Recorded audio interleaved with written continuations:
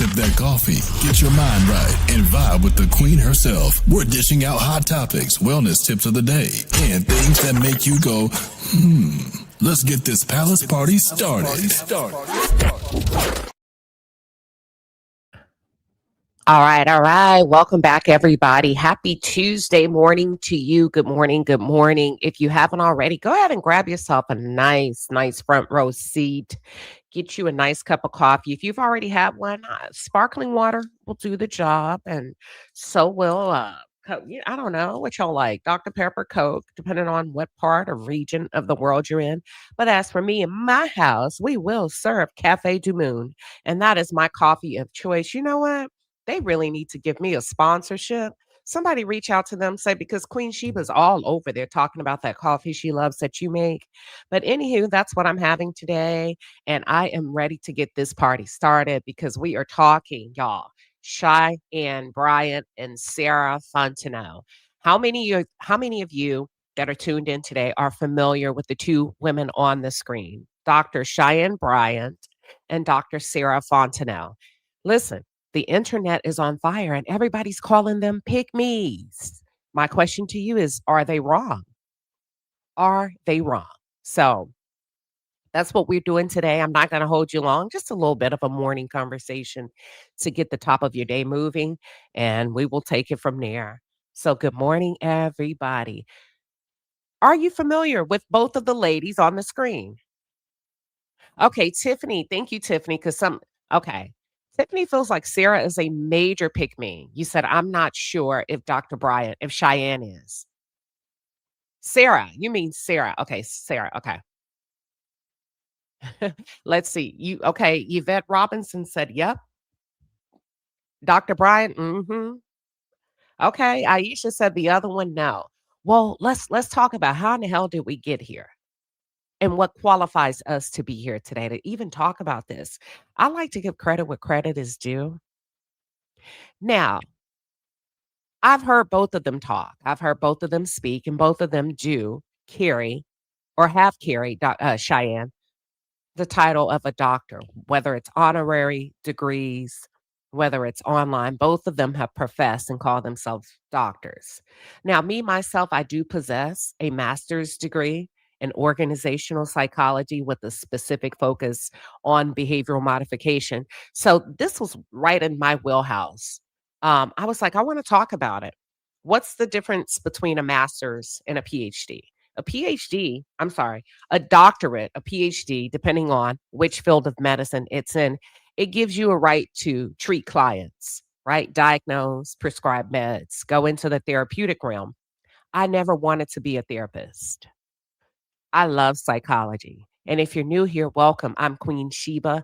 I cover a variety of hot topics specific to reality television, hot topics, and all of that. But most importantly, I hone in on the psychological and the behavioral traits of the Black experience. So that's what I do. I love breaking down the psychological aspect, but as far as treating patients and seeing clients, not so much. I always knew I didn't want to go into that realm of psychology.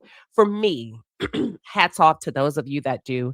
I've always found it somewhat heavy, dark, deep, because people carry a lot. Okay.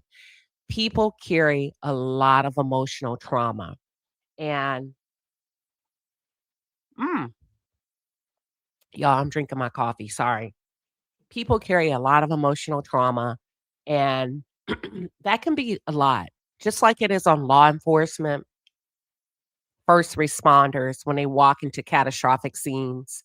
It's a lot to unpack. And sometimes, hell, the police officer needs a therapist. Sometimes the therapist needs a therapist. So for me, I understood what it came with, but I love watching and talking about people. And today, I'm sorry, Cheyenne and Sarah, you're on the list.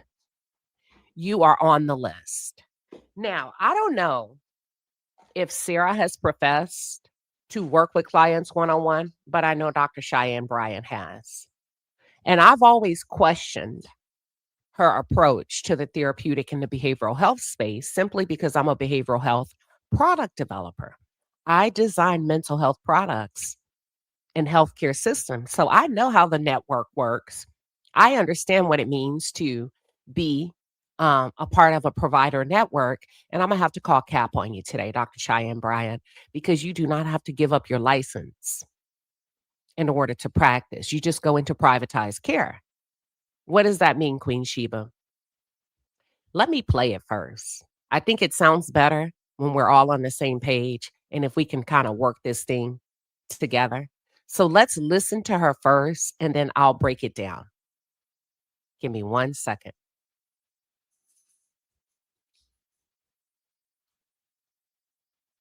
I think we're ready to go. Let's see. Give me 1 second. Here we go.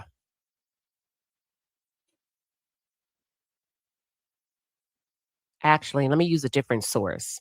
I am going to use the Jasmine brand, the clip that they were able to catch. Your doctorate because people can't find your dissertation online. Mm-hmm. How are you responding to that in this new era of your life? I'm going to clear it up once on here. Mm-hmm. I'm not doing it again. And I'm clearing it up for my doc squad, for my fan base, for my audience who deserve to hear me address it.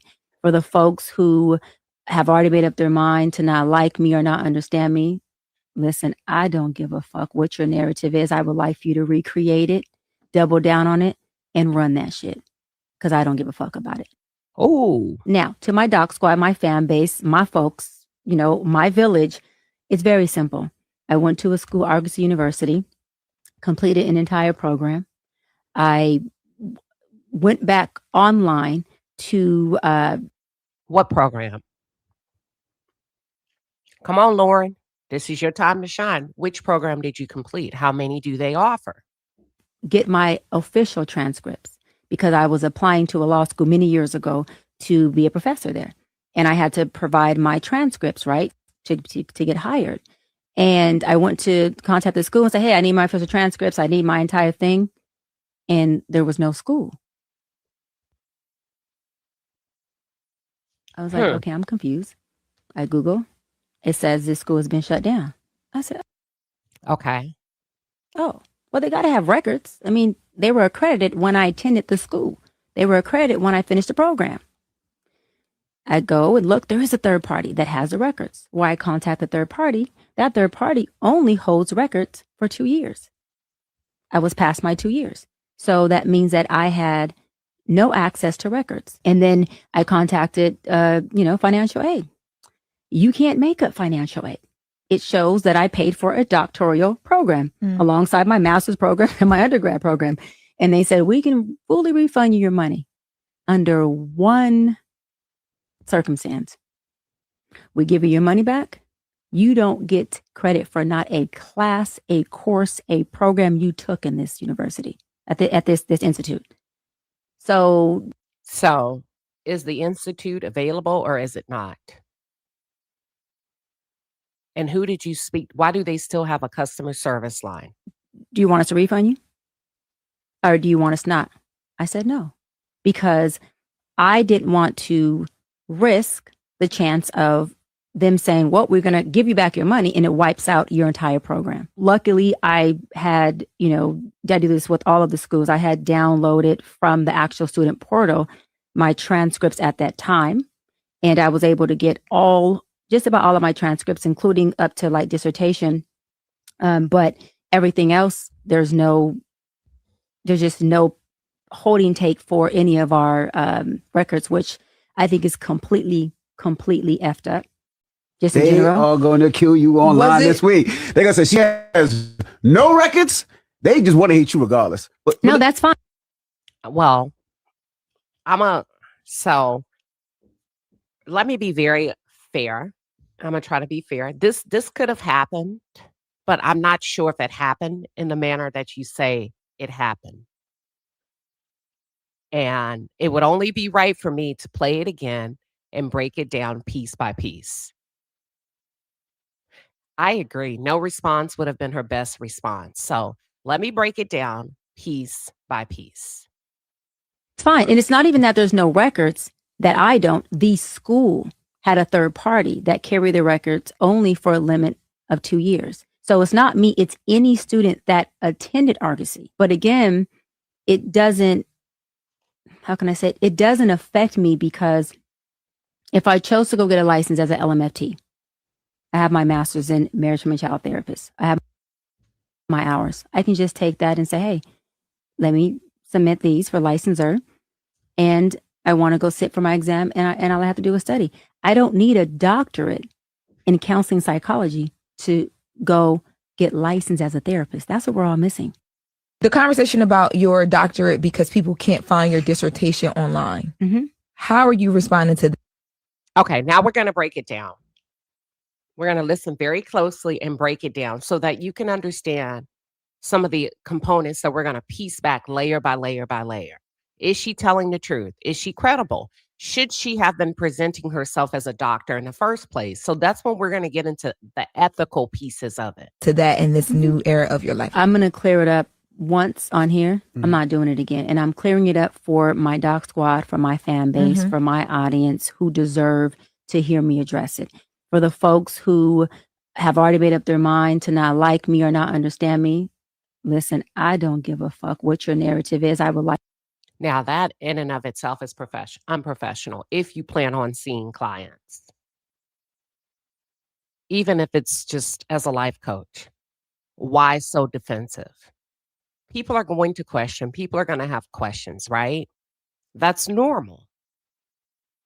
I'd like for you to recreate it, double down on it, and run that shit. Because I don't give a fuck about it. Now, Ooh, she talking to y'all. Y'all better stay out her business.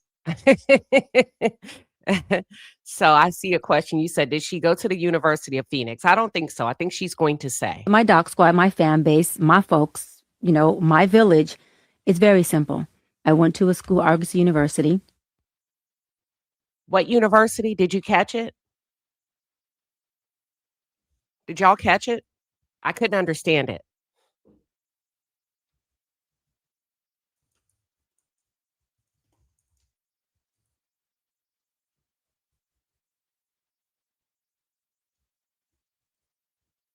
Did anybody catch it? I'm trying to see if I can find it.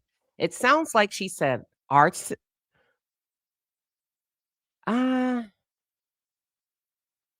Argosy University. I'll put it in the chat.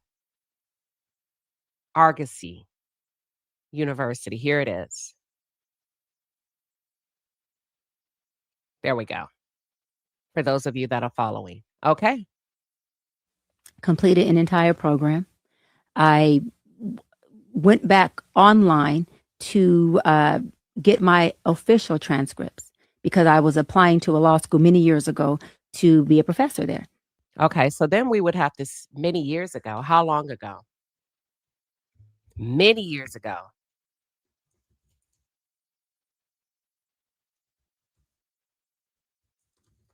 Okay, let's see.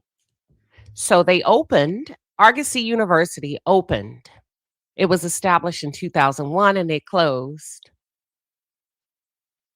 2019. So we're talking 6 years ago. This is how you establish credibility. She said many years ago. Do you consider 2019 many years ago? Some would probably say, yeah. And I had to provide my transcripts, right, to get hired. And I went to contact the school and say, hey, I need my official transcripts. I need my entire thing. And there was no school. I was like, okay, I'm confused. But you should not have been confused because if you were a student at that university, they don't just close without communication. What they do is they will give you a heads up that the school is closing, is changing under a new name, and they're going to tell you that you're going to have access to all of your online credentials, the student portal, and they'll give you an exact date. They may say you'll have access to your degree, your transcripts, your whatever until the end of the year. So they don't just close, they do communicate with you and they send out several emails. Unless you didn't, there's one or two things that didn't happen. You weren't able to produce, either you didn't graduate or you didn't check your emails.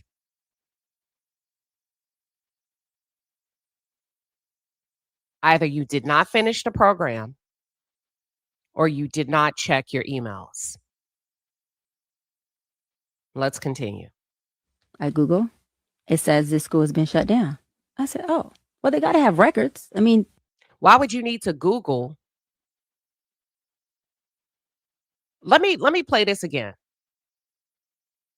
The conversation about your doctorate because people can't find your There's something I missed. dissertation online. mm-hmm. How are you responding to that in this new era of your life? I'm going to clear it up once on here. I'm not doing it again. And I'm clearing it up for my doc squad, for my fan base, for my audience who deserve to hear me address it. For the folks who have already made up their mind to not like me or not understand me, listen, I don't give a fuck what your narrative is. I would like for you to recreate it, double down on it, and run that shit. Because I don't give a fuck about it. Now, to my doc squad, my fan base, my folks, you know, my village, it's very simple. I went to a school, Argosy University, completed an entire program.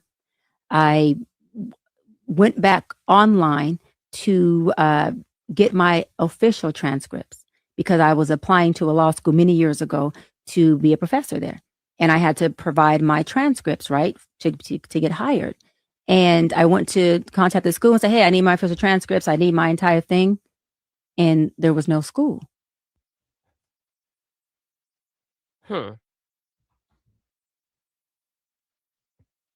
If you didn't know the school was closed, right? Let's just say hypothetically, and you know you were a student there, the first thing you do is you try to go to your emails and log into you and see if you can get into. I don't know. You said I tried to contact the school and then I went to Google. I would have probably had a little bit, I guess for me, did you try to log into your portal? Like maybe one or two more clarifying questions, just so that people like me that are listening wouldn't be sassy pants and say, so you knew where to go. You couldn't reach them and then you Googled it. I don't know. I was like, okay, I'm confused. I Google. It says this school has been shut down. I said, oh, well, they got to have records. I mean, they were accredited when I attended the school. They were accredited when I finished the program. Let's see if they were ever accredited.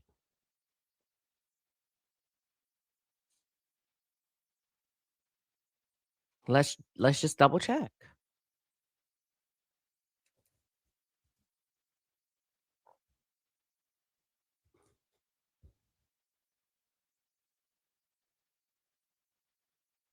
Hold on, give me 1 second.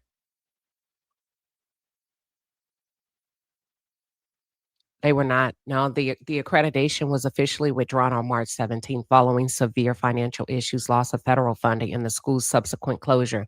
Before its closure, some specific programs held specialized accreditations, such as APA for psychology and CACREP for counseling.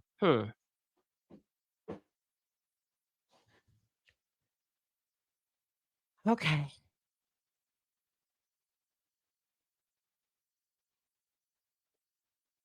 All right.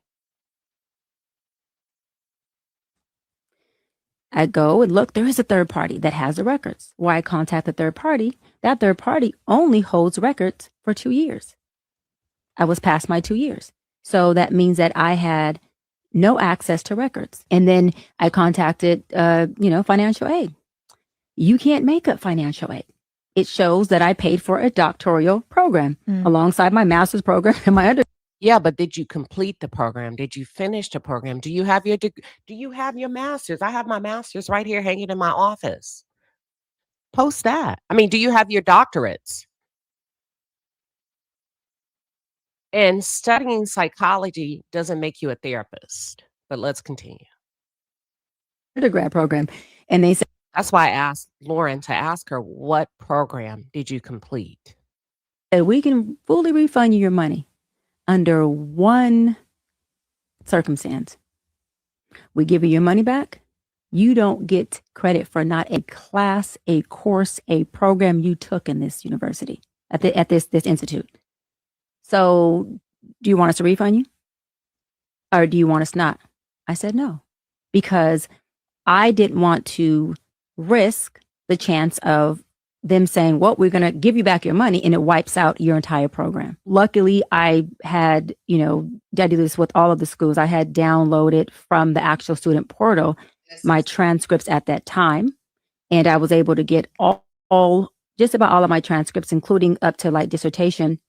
But everything else, there's just no holding take for any of our records, which I think is completely effed up.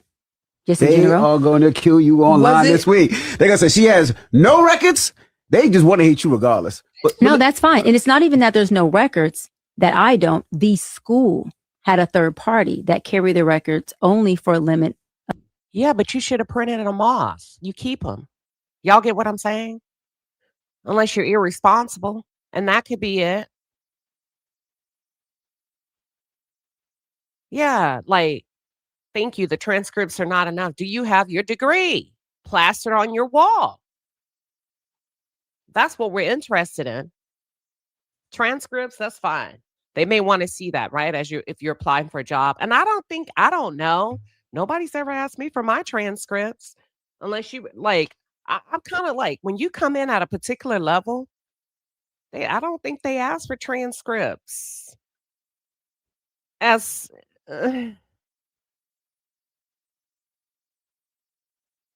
Okay, there are Tampa news stories showing that no student was refunded. They still have to pay their loans for no school. I don't know, Cheyenne. I need the Breakfast Club to kind of, if y'all are going to, this is a good interview because people want to know, but y'all going to have to know the right questions to ask. Of 2 years. So it's not me, it's any student that attended Argosy. But again, it doesn't, how can I say it? It doesn't affect me because if I chose to go get a license as an LMFT,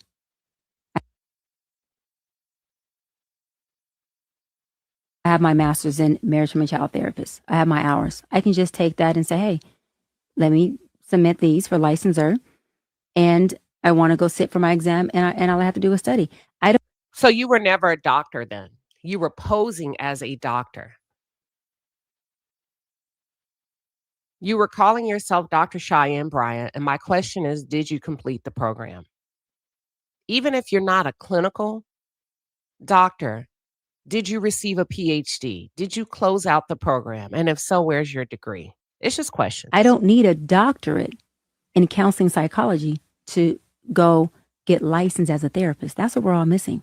The conversation about, what do y'all think? Let me see what y'all are saying in the chat.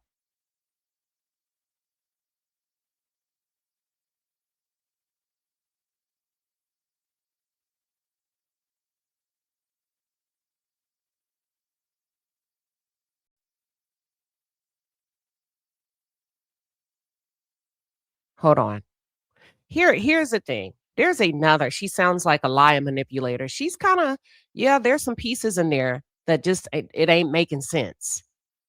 If you ask me, there's some pieces in there that's not making sense, but I wanted to approach the conversation in a way. Let me just see how forthcoming you're going to be before we kind of hammer down on this thing. DG says her bigger issue is that she may not have ever been licensed. That bingo, that's where I'm getting at. The degree is meaningless if she's not authorized to practice as a therapist, psychologist. I don't think she was ever licensed. I think she was operating under the guise of being a licensed therapist, which is completely unethical. It's like pretending to be a police officer, pretending to be a medical doctor. You can't do it. It's unethical. And I think somewhere along the line, she may have been reported and someone may have contacted her to say, some jobs do ask for transcripts or a diploma. And these days, I don't know about the healthcare space. I think they'll ask you, what school did you go to? And they'll contact the school if they need that. They don't want it from you, right? That's why you list your education typically, and they'll do the heavy work, or they'll use a third party to verify any credentials or anything like that. You said anyone else who interviews her need to ask her what her dissertation was about. Thank you. Once I walked, I received my transcript. I still have mine.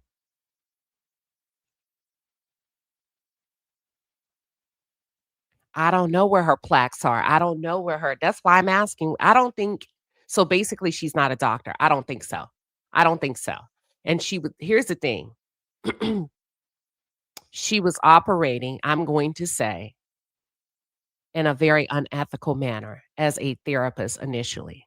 And I think based on some of your approaches and the conversations you were having with these celebrity men, people started to question, why would a licensed therapist behave like that? And I think that's what got her jammed up. And as a result, she had to come out to say, listen, I gave up my license. Initially, you said you gave up your license a few weeks ago. Let's see. Am I wrong? Hold on.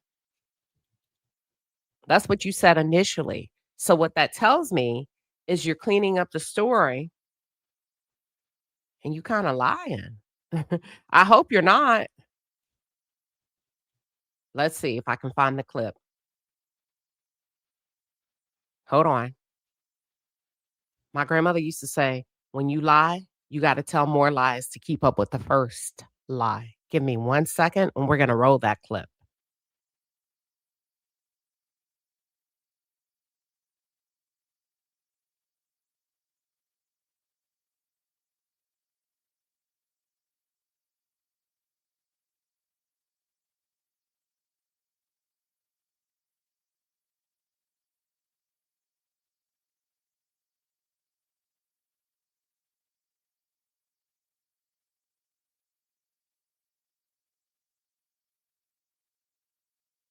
People listen to her because she's pretty.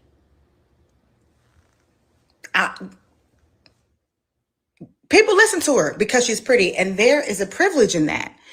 Additionally, there's also an accountability with that, of which she will not ever have. And Cheyenne Bryant, you can come to the front, because I am a current graduate student getting my second master's degree.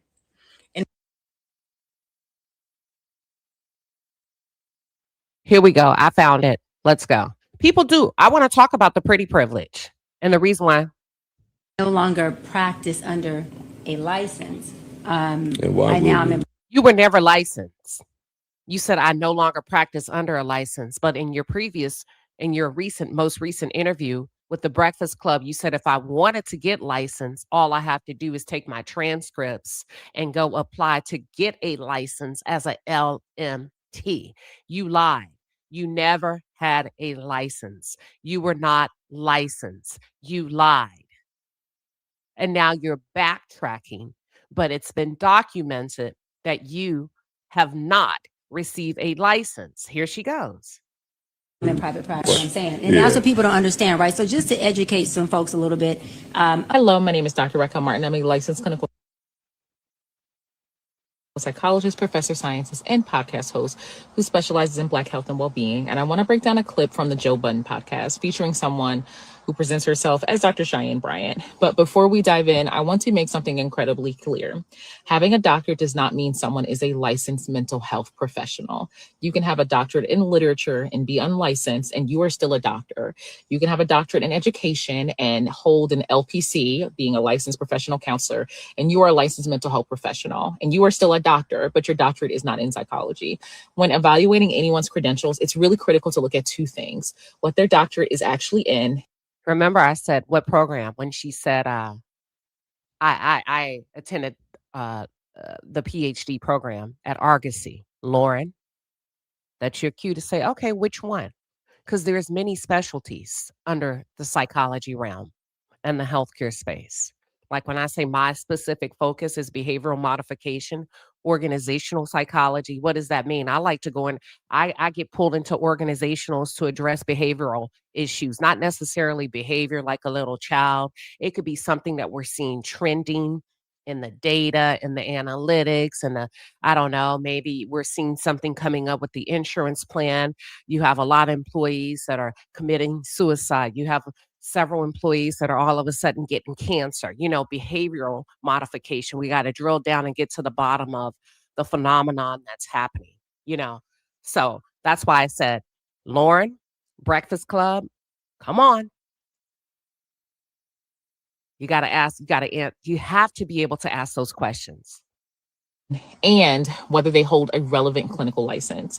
In this case, the person you're about to hear from is unlicensed. I'm going to break down why that matters and why this particular message is harmful, especially to the Black community that she claims to be serving and that I actually serve. A license is really only needed so you can bill insurance. That's a lie. That is incredibly misleading. Yes, you do need a license to bill insurance, but that is not why licensure exists. Licensure protects you. It means I have completed specific education and supervised clinical hours, passed rigorous exams, and I'm accountable to a regulatory board. If I breach confidentiality, if I cross ethical boundaries or harm you, you have somewhere to file a complaint and be sure that I'm held accountable. A license is not paperwork just for billing. It's a consumer protection. When someone drops or loses or no longer has a license, they're not solely avoiding the insurance hassle. They're also removing your recourse if something goes terribly wrong. Not binded by BBS, the behavior board science of science. You don't even know. Science, rules and regulations and ethics. And so it just opened up a whole nother,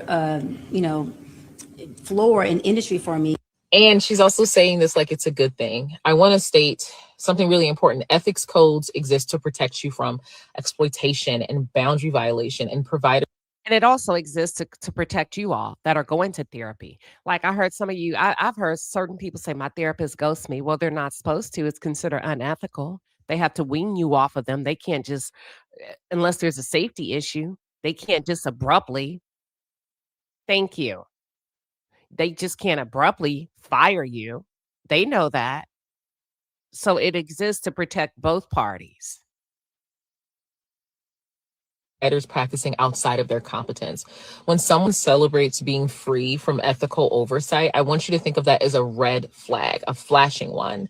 It's a warning sign because those rules exist because real harm happens when they're not in place. So celebrating that you don't have to be accountable to that should be concerning to you. As a therapist, two things: you can obviously make what you deserve because therapy is real. We're giving everything we have in there. And we're unpacking shit and we're helping you process through things. So it's not us sitting there, well, if you're an effective therapist saying, tell me more.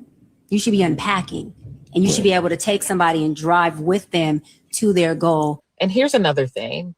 She don't know what she's talking about. But I'm gonna let her cook. Hold on. She keeps calling herself a therapist. And in most states, that's actually illegal without a license. You cannot legally use the title therapist or provide psychotherapy without licensure. You can't even if you are a therapist, let me just say this. They are give me 1 second.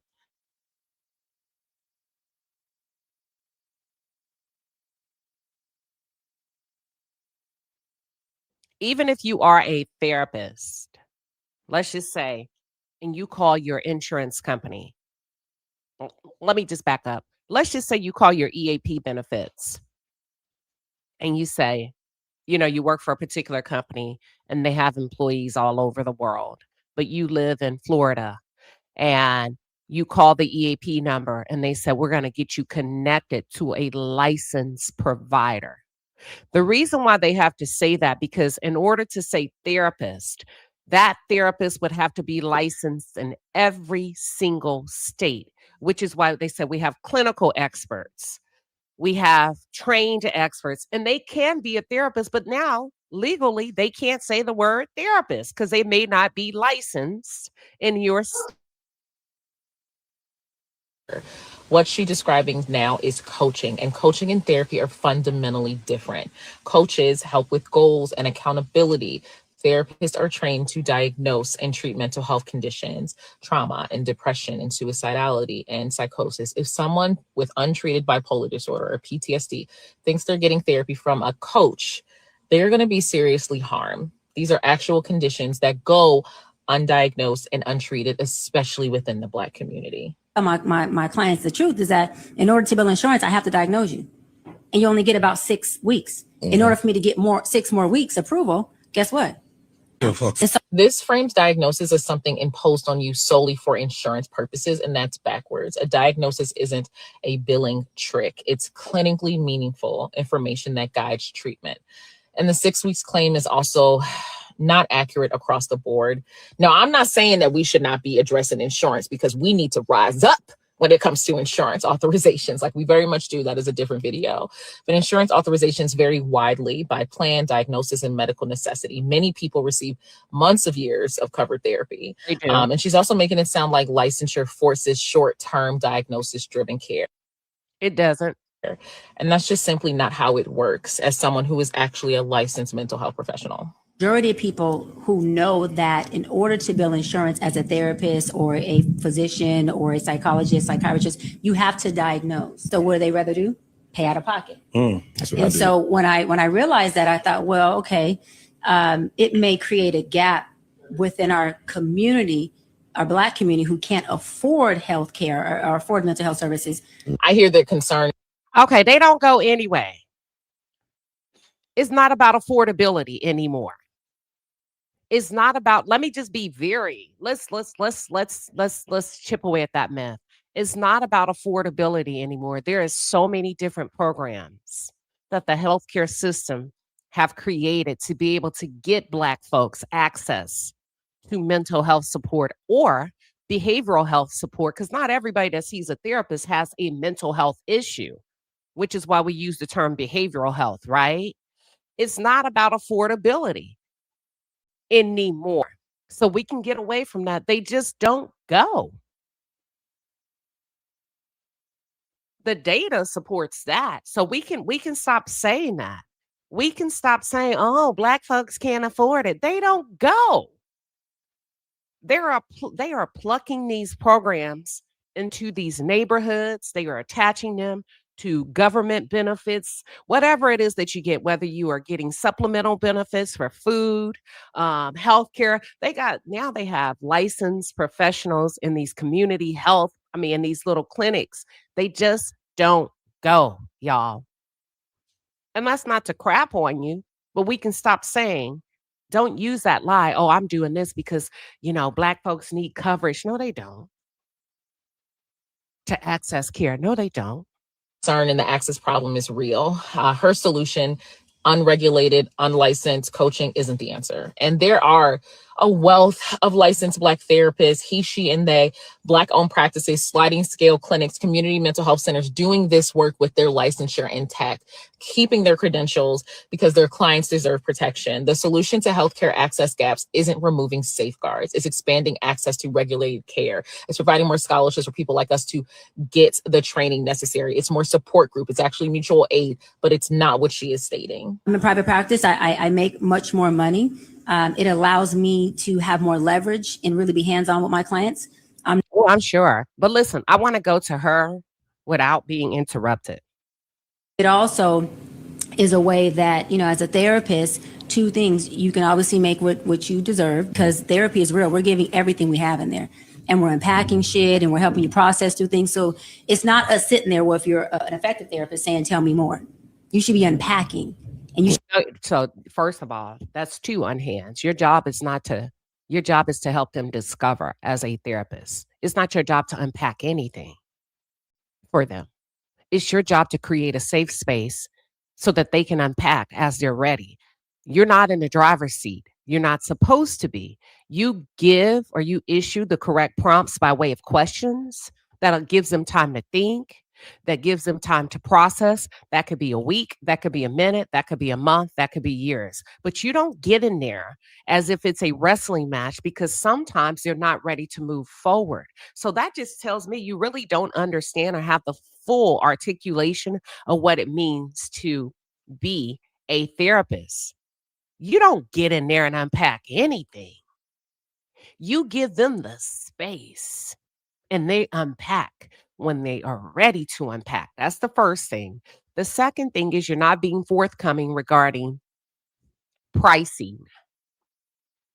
You can still be a therapist and not accept particular insurance or not opt into a network. That's why it's called out of network. That's why when you call your insurance company, you say, I would like to see a therapist or a counselor, they say, okay, here's everyone that's in our network. You know why? Because here's what we cover. Now, if you choose to go out and network, you on your own, because Cheyenne Bryant is going to charge you an arm and a leg. So you're lying. You can still be licensed and not participate in a provider network, and not participate in an EAP network where you are having to administer 6 free sessions, not really free, but you're offering 6 sessions per incident, and you're only getting paid $75 per session. You just opt out. You don't have to give up your license to charge $300 an hour, $1,000 an hour. They just deem you as being out of network. The problem is you're having to backtrack because you done got jammed up. You're not a therapist. You've never been a therapist, and you're going to have to come off that lie, because what you're doing is you're operating unethically. You are misleading people. You got to stop utilizing the word therapist, because even if you choose to quote unquote give up your license, it still insinuates that you have a therapeutic background, that you've had therapeutic practice, and you haven't. You haven't. So that's why she's calling herself a life coach. I don't know many therapists. You can't be both. Even if you stop practicing, you can't be both. If you're a therapist, you will forever be a therapist. If you're a psychologist, you will forever be a psychologist. It's almost saying, I'm a boy and a girl. You may identify. You get what I'm saying? Mentally, psychologically, spiritually, and emotionally. But under this administration, they're going to document you as one or the other, period. One or the other. Either you're a boy or you're a girl. You can't be both. So you can't be a therapist and a life coach. They're going to classify you as one or the other. And I don't know any therapists that have stepped down ever to become a life coach. Many therapists don't have respect for life coaches, because many believe they mislead people regarding their credentials and regarding therapeutic practices. So some of you may say, well, what's the difference between a therapist and a life coach? Well, you've heard that from a therapist. I feel like the young lady did a really great breakdown of what it means to be a therapist, right? And not only that, a life coach is helping you move through something that's a temporary issue.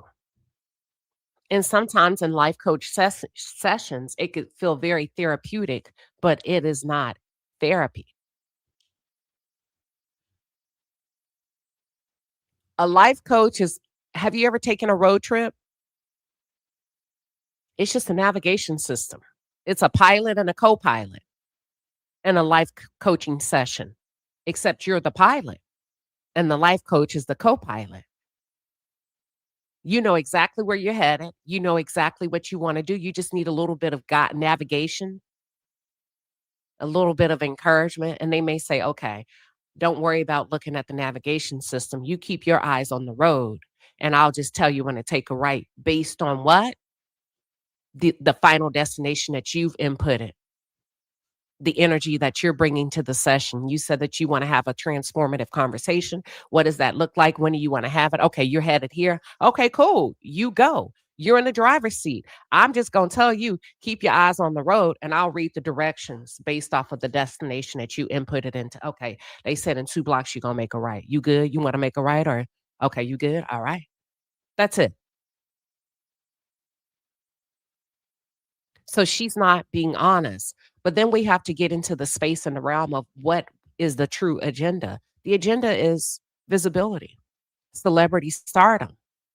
See, when you come in, a therapist is not necessarily a celebrated role.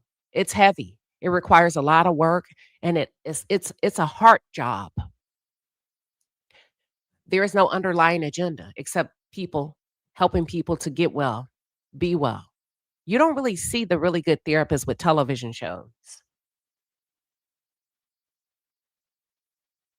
because they don't put on like that. Many of them seem very boring, very nerdy looking. You saw the young lady, right? They got shit to do. Smart as a whistle, but all of the extra, the glitter, the glam, the talking points, all of this, what she was bringing to the Breakfast Club, nah, not at all. Not at all. There's no way many of them would speak in this manner. Question about your doctorate because people can't find your dissertation online. Mm-hmm. How are you responding to that in this new era of your life? I'm going to clear it up once on here. I'm not doing it again. And I'm clearing it up for my doc squad, for my fan base, for my audience. What doctor names their crowd, the doc squad? Either you want to be a professional or you don't. The doc squad. Who deserve to hear me address it. For the folks who have already made up their mind to not like me or not understand me, listen, I don't give a fuck what your narrative is. I would like for you to recreate it, double down on it, and run that shit. See, now, what we dealing with? Bravado, ego. Now you've been moving in male spaces too long. You sound like you're in the middle of a football game, talking shit talking to the other team. I think her agenda is to make money, any means necessary. I think her agenda is to establish herself as a beautiful female expert. I think she understands that most men are weak sexually, and she's going to weaponize it. She's going to play off of it. And the reason why I use the word weaponize is because you were calling yourself a therapist when you weren't. Now, if you decided, you know what, I went to the university, I didn't quite finish, or I did, but I know I cannot attach the word therapist to me. And if she was operating in that realm on the up and up, we call it transparency, I wouldn't use the word weaponize. But yeah, she's weaponizing men's inability to control themselves. She's utilizing her privilege to exploit the system. Only because you use the word therapist and you continue to use the word therapist and you continue to run with the narrative that you've given up a license that you've never had. And when people are attempting to have forthcoming conversations and hold you accountable, you're basically telling them to go F themselves. How are you helping anybody to be accountable in a one-on-one session when you become defensive about your own accountability? I think in the end, she understands that men have complained about beautiful gold diggers. I think she's presenting herself as a self-sufficient woman, an independent woman, a woman who makes her own, but maybe deep down inside, you're hoping to bag a baller. He wouldn't see you as a threat. He would never see you coming. I'm beautiful. I'm of age. I've done the right thing. I've saved myself. I'm not a baby mama. I'm educated. I'm smart. Whatever I'm doing, if I'm doing anything, it's behind the scenes. You don't really hear my name in these streets like this. Oh, that is a perfect wife. That is a perfect piece of arm candy. You know exactly what you're doing, but I don't think helping and healing the Black community is the goal. I think whatever you're doing is for your own self-interest. And I'm only saying this because you misled the public. You got your foot in the door by calling yourself a therapist. You didn't really get in there and get it how you got it, because they say you used to have a background, allegedly, working with children. But I guess that didn't bring enough stardom, enough exposure. And you started to climb the ladder and put yourself in spaces and places regarding these men that you, quote unquote, want to help.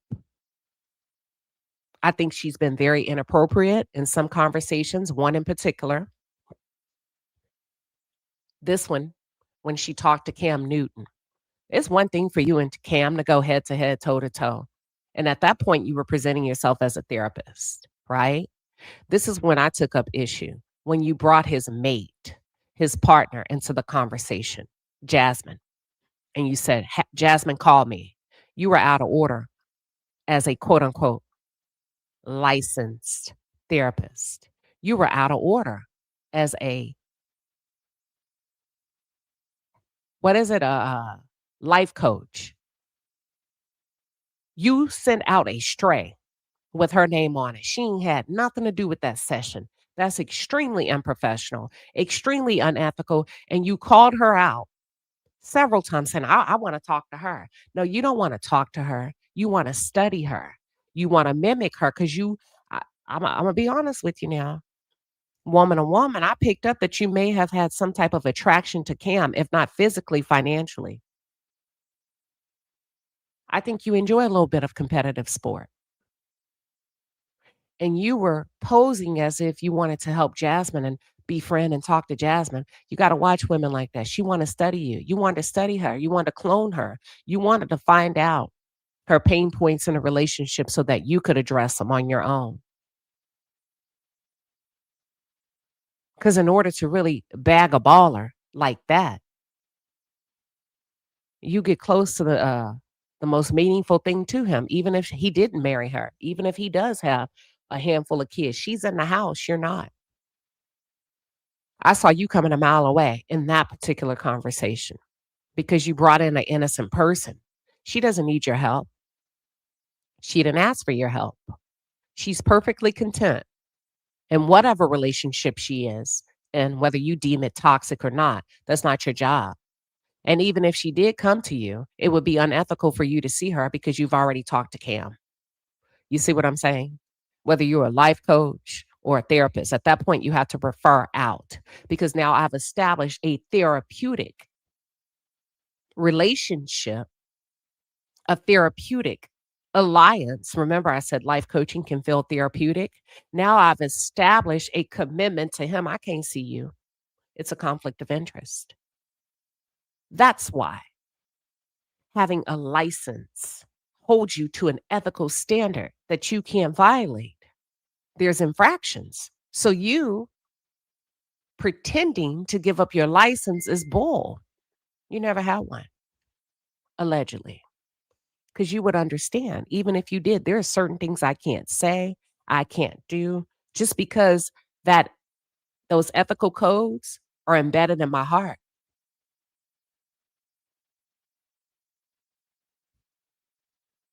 Are embedded in my heart. You wanted Cam Newton. You said, damn, Queen, you broke it down today. Thanks. Absolutely. Oh, I peeped her. I watched it. That was probably one of the few conversations that I was like, you misstepped in a major way. Why are you calling out that woman? And not only that, you don't know what type of man he is. And I'm not saying he is an abusive man, but I'm saying, what if he was? What if he was some type of monster and you coming in pretending to want to save the day for her, gets her abused at home? See, that's why I'm saying you can't be a professional because you know not to ever go there. You wouldn't even want to indirectly inflict harm on her, intentionally or unintentionally, out of line. So I do think she wants to be married. I don't think it has. I know people are saying, well, she's gay. That has no bearing on nothing. Breaking all kind of HIPAA rules. Thank you, Mr. Calbone. All kind of HIPAA rules. She ain't trying to save nobody. She's trying to save herself. She's trying to put herself in a mansion. And that's cool. Just don't use the word therapist. We got it. Hell, we got women out here giving playbooks on how to bag an NFL player. Here are the rules. Don't do this, say that. Then do that.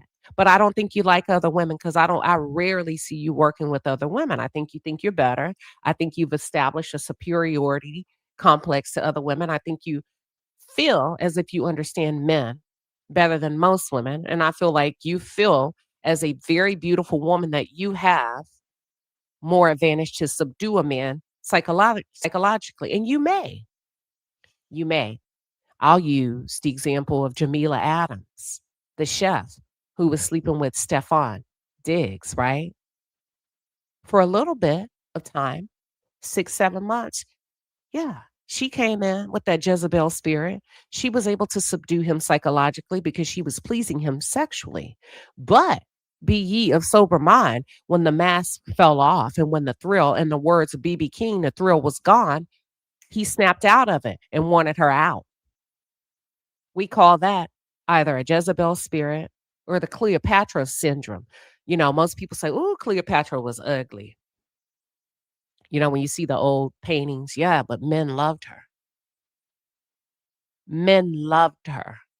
She was able to go back and study Cleopatra. She had them eating out of the palms of her hands. They loved her and they hated her. So all of that, you do have an advantage in the mental games that you play. But eventually, let me just say this, men aren't stupid at all. And if that's the game you want to play, they will play it. And even marry you to score a touchdown. So I think deep down inside, you resent other women. You talk really bad about married women in particular. I think you feel like you're more beautiful than most wives you've seen because you get in front of these extremely powerful, rich men who have wives that have had babies, whose bodies may not be as snatched as they used to. And you're comparing yourself to something that you don't compare in places and spaces where you'll never compare.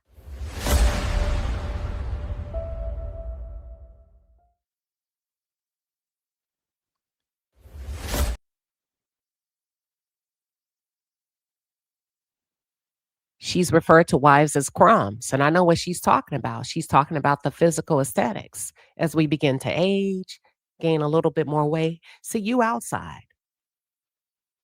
You trying to get chose. You got to keep up the shit. Jasmine is in the big house. Jasmine has the babies. And deep down inside, that's the life you want. And somehow you've tricked yourself to think that you're better because you have access and you have the time and the freedom to go to the spas, to do the workouts, to go on the diets. You're not running kids back and forth to the daycare. You're not being stressed and overwhelmed with household duties. It's just you. So I can understand where you're coming from, but that's not the reality of being a wife. That's not the reality of being in a healthy relationship. And she said before, oh, they cheating on their wives. And some of them are, but those aren't husbands. Those are men who simply wanted a wife and not men who wanted to be a husband. Wonderfully Wanda, thank you for the $5 super chat. You said the school was not accredited. Transcripts aren't worth anything. She went to a degree mill and it got shut down. She never says when she attended. Exactly. Exactly. You said it takes more beauty to become a wife most of the time, inside and out. And when she sat there and told them, listen, when she sat here and said what she said, here we go. It made her ugly in this moment. From a spirit. The conversation about your doctorate because people can't find your dissertation online. Mm-hmm. How are you responding to that in this new era of your life? I'm going to clear it up once on here. I'm not doing it again. And I'm clearing it up for my doc squad, for my fan base, for my audience who deserve to hear me address it. For the folks who have already made up their mind to not like me or not understand me, listen, I don't give a fuck what your narrative is. I would like for you to recreate it, double down on it, and run that shit. That made you ugly in the moment. Not physically. It changes your appearance. It changes the presentation of the message when you, because you're not talking to a bunch of niggas. And when I'm saying niggas, I'm talking about male-dominated audience. Everybody watches The Breakfast Club. And the fact that you can't read the room and use this as an opportunity to break out and expand your reach in the marketplace tells me you don't have that, or you lack business acumen. You didn't have to say all that in the way that you said it. But I know where you're coming from, because see, when you start to play too long in male-dominated space, and when we talk about the relationship, the podcast space, with the men talking about what women could and should be for men, historically, it's been dominated by men, male podcasters, black, white, yellow, brown. male alpha personality. So you come in with a particular posture and persona to get your foot in the door. And being pretty definitely helps, because let me tell you something. She's a beautiful lady in her 40s. You switch places with the young lady that gave you the difference between what she, watch this. This one right here, watch No this. longer practice under a license. And why Right now, I'm would in we? private practice. I'm saying, and Yeah. that's what people don't understand, right? So just to educate some folks a little bit. Hello, my name is Dr. Raquel Martin. They would not entertain Dr. Raquel Martin in these male-dominated spaces. Do you get where I'm going with this? Joe Budden is smitten because she's a beautiful woman. The games we play. And she sounds halfway decent to people with little to no experience. You don't need to be a psychology expert to really listen and say, you're not making sense. I'm not following. You're not connecting the dots. All you need to know is a little about a lot to be dangerous. And many times we just listen, but we don't comprehend because we're often distracted. We're playing with our phones. We're scrolling. Have you ever just put everything down and listen?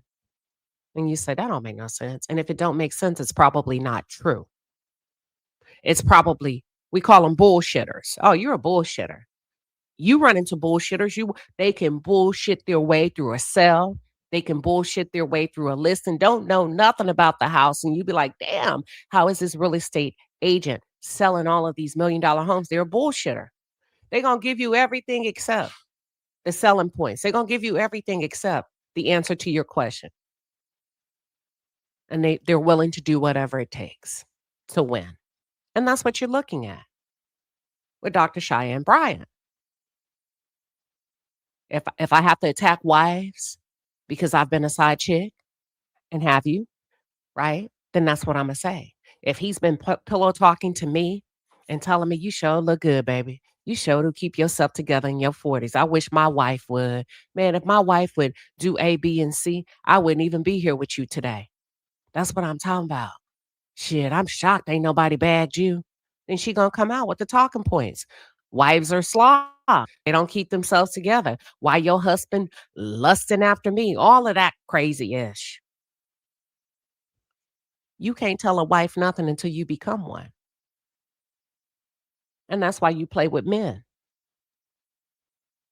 Because you know many of them lack dick discipline. But the new approach, y'all, for escorting, the new approach for selling pee out here, yeah, is to come in a little bit smarter, come in credentialed. I'm a nurse. Find out she a CNA. Not knocking anybody, but you're not a nurse. You're a certified nursing assistant. You're not a doctor. You never graduated. I'm going to put the uniform on.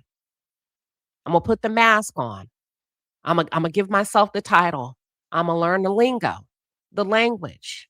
I'm going to go and I'm going to penetrate spaces where I don't belong. I'm going to clone myself as one of them, but I despise those women because I can't be one.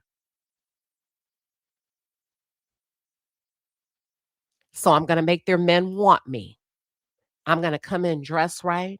I'm going to make sure I say snatched. Titties going to be out in interviews. Oh, we finna do that. And she said it a few months ago. The wives are the crumbs. Why you mad? Because your man lusting over me. Right here, she says, I don't need a license because I'm not a therapist, but you said you gave up a license. I'm a psychology expert and life coach. I don't understand what's so hard for people to grasp about that. Coaches do not need a license. That's correct. I don't think that's the argument. I don't think that's the issue. I think the issue is you presented yourself as a licensed therapist. I do not identify as a therapist. My bio does not say therapist. And my website does not say therapist anywhere on it. It clearly says psychology expert and life coach. Now it does. But you got to address previous dialogue.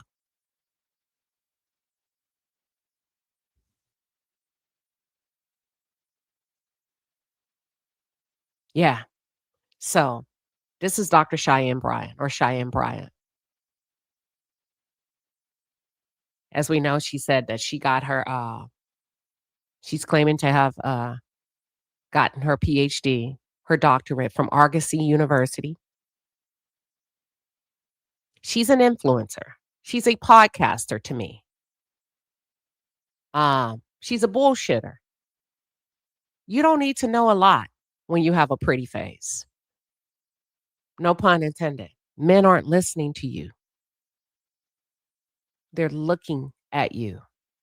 It takes a special kind of man to be able to get through the physical of a very beautiful, educated, smart woman, even in corporate spaces. A man that's mastered himself that can really sit there and receive your wisdom and your intellect. But you know damn well you playing in spaces with bruised little boys, hurt little boys, the likes of Cam Newton. Men that haven't been able to master their sexual kinks, their sexual desires. Cam says he's weak sexually. He said, I can fast for 40 days and 40 nights. I can get up at 4 a.m. I can go run and I can lift weights. But when it comes to sex, when he sat down with the Honorable Muhammad, Nuri Muhammad, he said, I have not been able to master my self-control sexually. Tell me why that is. And then, so you know exactly what you're doing. But I'm not making her responsible. I'm saying she's hunting in places where men are wounded. You're not there to help. You're there to entice, to serve it up, to serve temptation. Charging an arm and a leg, and that's fine. But you're really hoping to get a ring. You're really hoping for marriage. You was playing with Ray J. You got love for Ray J? Come on now. You out there with Shannon Sharp, who just gave up $24 million to Young Tender. And when I'm talking about, what is it called? All kind of nasty stuff he's doing. None of them have received professional help. They don't have to because they're being rewarded for talking. They don't have to seek therapy, counseling. You out here with Joe Budden. Stop playing. Just call a thing, and we'll leave it where it is. Call a thing. We'll leave it right where it is and say, girl, go get that money. You're not doing anything different than them girls that go to them football games. You showing your ass without showing your ass. Y'all, the game is, what is it? Sold, not told. She out here hunting. That's all I'm saying. And the way she's able to get in the door, she's convinced people that she has formal psychology training, years of counseling, and community leadership experience. And you can do that and say that when you get in front of men with money who are fools, men with money who lust after beautiful women. I ain't mad at you, but just quit playing. Quit playing.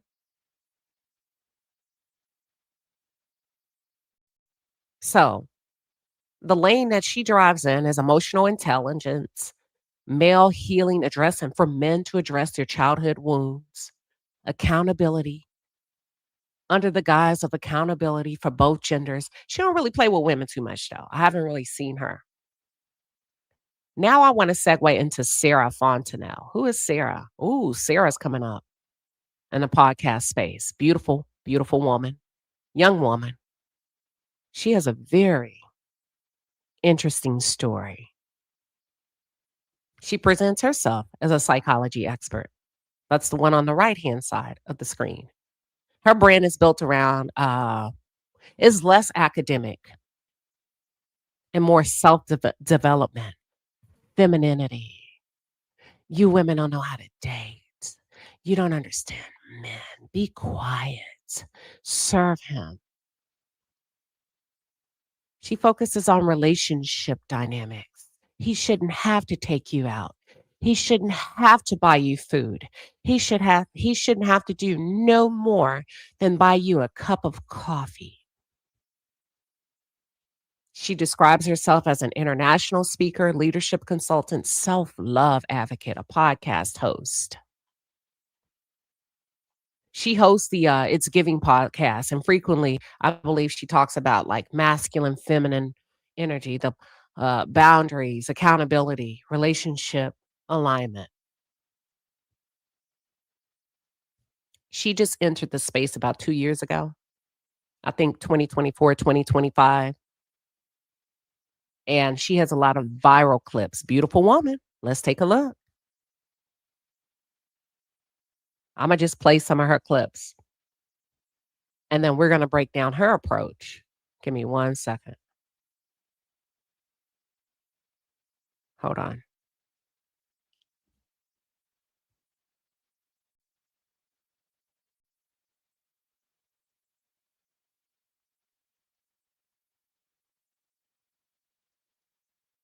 I think I went too far. All right. I think we're good. Here we go.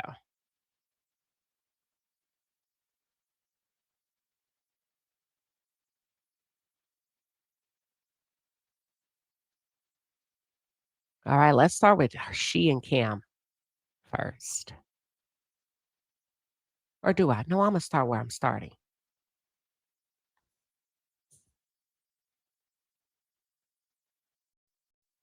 Mandy, I think you're scared of marriage. I think you would be married. No, I don't want nobody taking my shit. Like even that. That's not marriage. No, it That's not is marriage. If marriage means that you're in love with this person, Yes. you want to spend the rest of your life Yes. with them. What made you say yes to the previous two men, knowing Yes. that you weren't in love with them? At the time, I'm dating a whole other person who is a great man. And Brock told me, you need to let that go. I said, I am not letting go of a marriage-minded man to be your girlfriend. This is on August 12th. August 18th, we got married. Wait, 6 She pulled a K. Michelle. She pulled a K. Michelle. If you know, you know. Let's go. days later. Did you guys have a kiss yet? No. It happens. You move in that night? No, but I never really went back home. So, okay. You will never file for divorce. I'm not filing for divorce. But is there anything that he could do? Oh, yeah, I've said that. If he starts whooping my ass, Okay. but then I'm not divorced, I'm a widow. How long have you been together? 6 months. See? Married 6 months. She's an expert.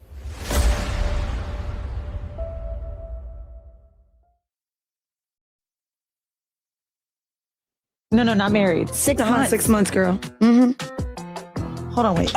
You guys had already been having sex and that still happened? We had sex after our wedding day. The only reason why we didn't have sex before our wedding day. Wait. August 18th, you wasn't. Y'all didn't courtroom? I was on my cycle. Oh, y'all married now. You better do that blood. Now that's disgusting. Wait one mother moment. How Child. We got a lot to unpack here. We got a lot to unpack. Hold on. Let's keep going. I gotta give her her PT, her playing time. Let's go. Like, you have to marry me in order for us to cross the That's line. what it's No, giving. it wasn't that. It wasn't that. You know what it was? This is what it was. I was dating another man. I was dating two people. He was outside. And I don't sleep with nobody, right? I'm getting to know people. When I say dating, I'm getting to know people. So what happened to the other dude? I let him go because I told this dude, You changed your number? no, He still got access to you? no. Mm-mm. You know, I know. So if you still got the same number, he still got access to you. No, he doesn't. Hmm. He can't text me. There's no Instagram. There's no nothing. This is the thing. But Does he know? Does your husband know? He knows everything. There ain't no secrets between. There's never been a He secret. know your body count? Of course he knows my body count. My body count isn't high. It don't matter if it was high. Yeah, no. But see, when I He ask knows certain questions everything. where it's like, yo, like we gonna keep it a buck, we're gonna keep it a buck. Why people made me the villain or made me the person that's like, oh, he insecure. Why you So Cam is talking to her like she's a hoe and not a wife and not an expert. You have to know the difference. And I'm sure some of you haven't picked up on that. I said it earlier, and I'll say it again.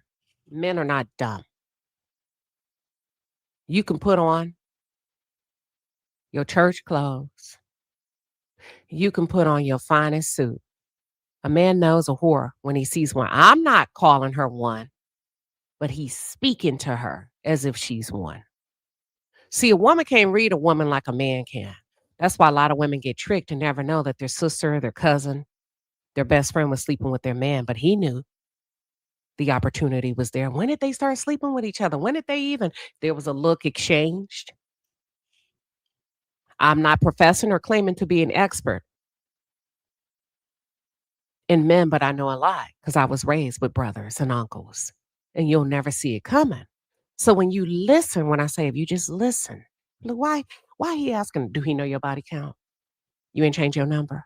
See, now he's not talking to her as a Dr. Sarah Fontenot, and she's married, right? She's a quote unquote doctor. She's a quote unquote wife. He's still not addressing her like one. Why? Because men know what we don't know as women. That's why you get ambushed and you get your heart broken. My neighbor, when? I don't know. At some point, the game was activated. And he said, look at here. And that's how things happen. And that's why he's addressing her, in my opinion, in that manner. You could say what you want to say. Oh, I have a very low body count. Cam's talking to her because she operated like a hoe. What you mean? You just told me you were dating 2 men at one time. You was in a serious relationship with one, right? Mm-hmm. This one said, F that nigga. 6 days later, you married him. Yeah. He know your body count. Now he's talking to her like a hoe. Like I said, I'm not calling her that, but that's how men assess the real from the fake. That's how men assess. Now you moving like you outside. I don't care how you dress it up. I don't care what titles you put in front of it. It ain't no way a lady. Well, I wasn't sleeping with him. It don't matter. Whole tendencies. You was juggling too. Are you asking a woman? He knows about everything. Her? That's cool. And I know everything. I had one of his little girls come cry to me at a party talking about, why doesn't he? This is why we were just friends. Because everybody always thought we need to be together. So look, I say all this to say, with this man, I was dating somebody else. I told him, this man is marriage minded. I'm not going to be with someone. Has he ever been married before? No, he hasn't. And he doesn't have any children. I feel like you bullied him into marriage. I did not. That's a fair assessment. But all I said was, I'm not letting go of what I could be happy over here. I can be. Nah, either you was or you're not. It ain't, I could be happy over here. If you were happy over there, why are you even entertaining what this one is talking about? I could be happy over here. The man I got is marriage minded.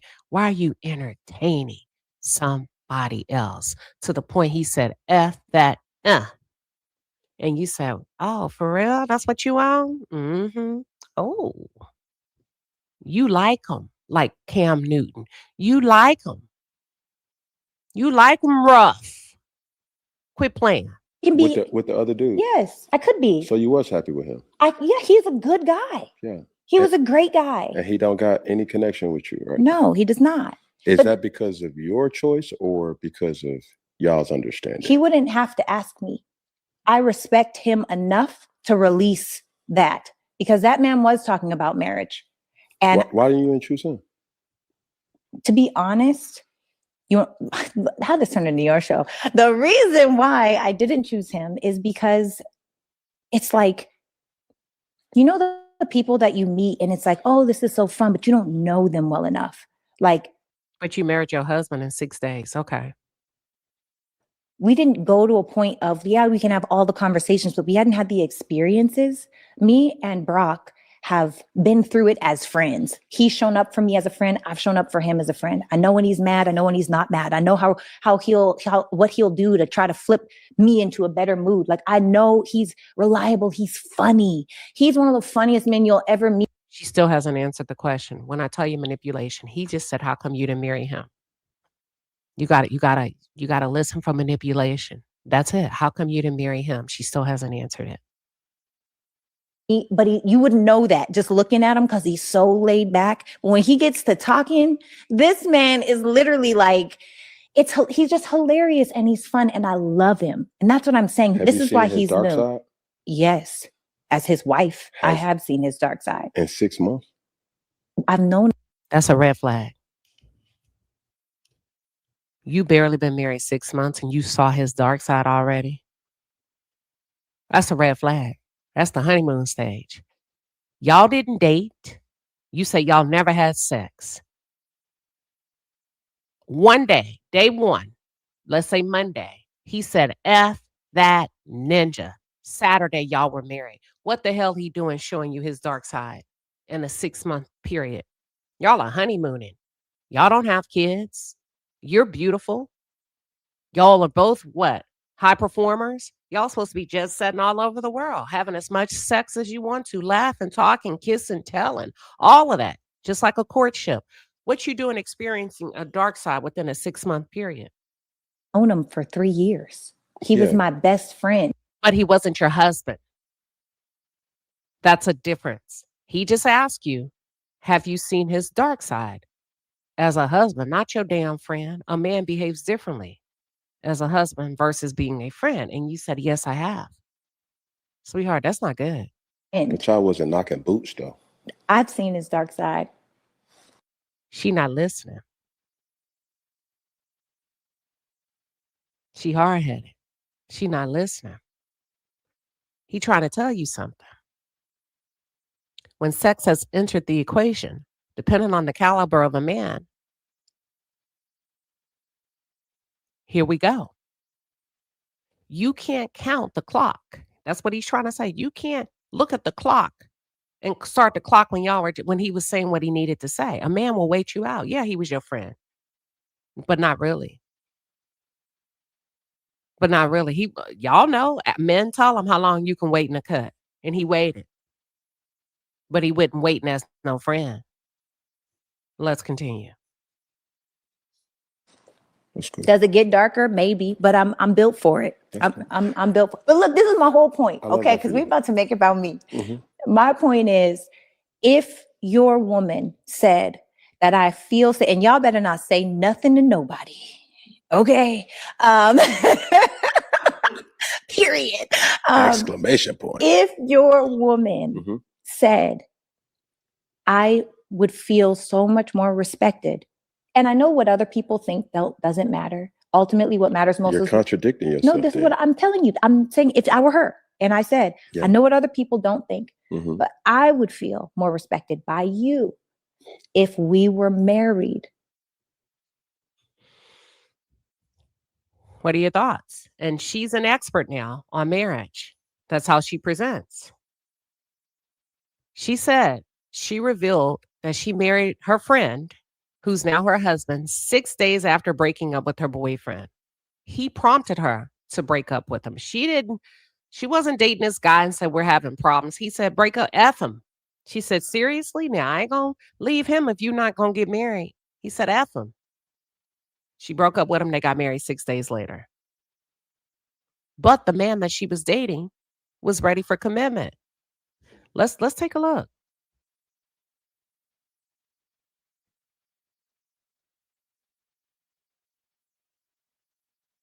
Oh, that's the wrong clip. Give me 1 second. Her quote unquote friend.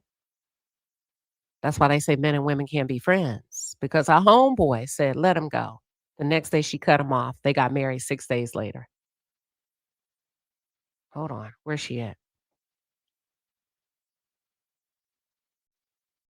How did you know I was the one? Hold on. That's the husband now. How did you know I was? That's the husband. That's the friend turned boyfriend. That's the homeboy.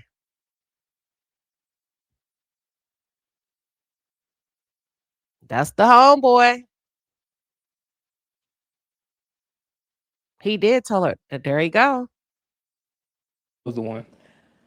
Can I tell the real answer? Give it to me. Give it to me. Because we have been friends. I feel like you have seen every version of me, like the worst versions of me. And you've always still been there and like chose me and reinforced and like encouraged and uplifted and whatever it may have been. Because I feel like for me, I'm the kind of person that I don't have bad days often, but when I do, I'm really heavy. Mm-hmm. And even when I was traveling and was hitting the fan, or when like any of the things that were happening, you've always been like a place of solace for me.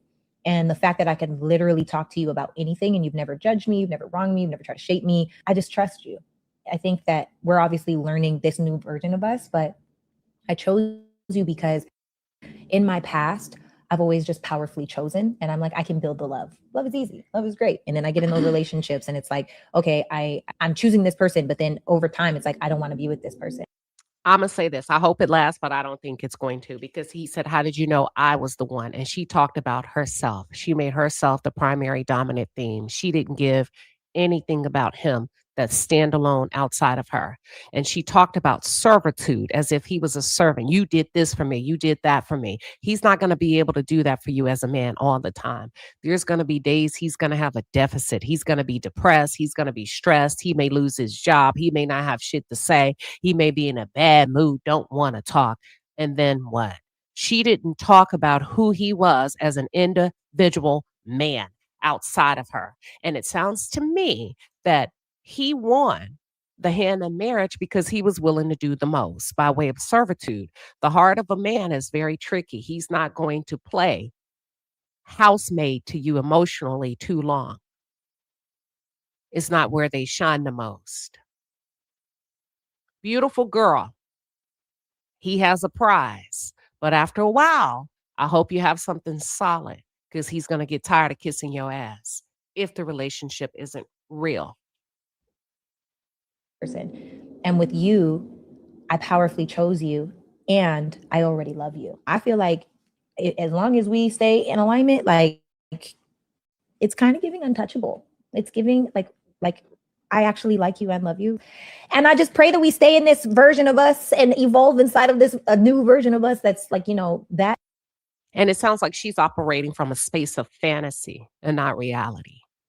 He's created a fantasy, but I hope he has the financial means to be able to keep it up. And I hope he has the discipline and the wherewithal to be able to keep it up. I don't know. They just had a formal wedding, February of 2026, February, March, April, May, 90 days ago, y'all. This is hot. This is coming in hot and new and fresh. I hope it works. But she's taken the ball and she's run with it, and she's operating as an expert when it comes to marriages. Because I really do feel like we have something special, because I feel like we have a great foundation. I actually feel like we kind of started how my parents started. That's a really long answer. It's a good answer, though. It is. That was a very long answer, and it was very self-centered. She gonna wear him out.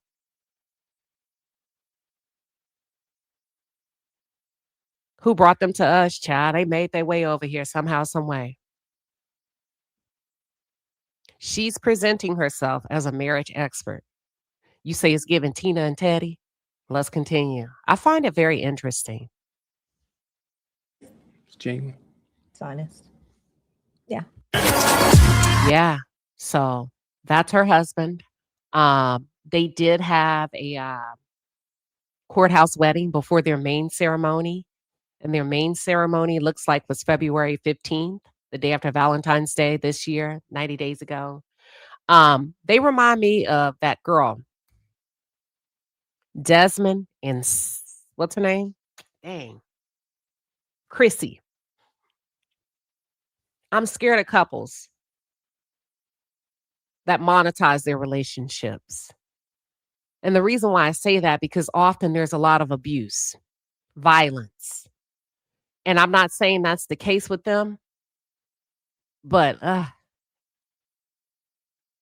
that's why I'd be like, oh, these, you come to find out what? He did what? Like, it's just crazy. But here's another take. I will tell you this flat out. I am not scared to lose a man. I am not scared to That's get the divorced. problem. And no, it's not. That's the problem. I don't think that we as women should be spreading our intimate things with men. But you were entangled with two.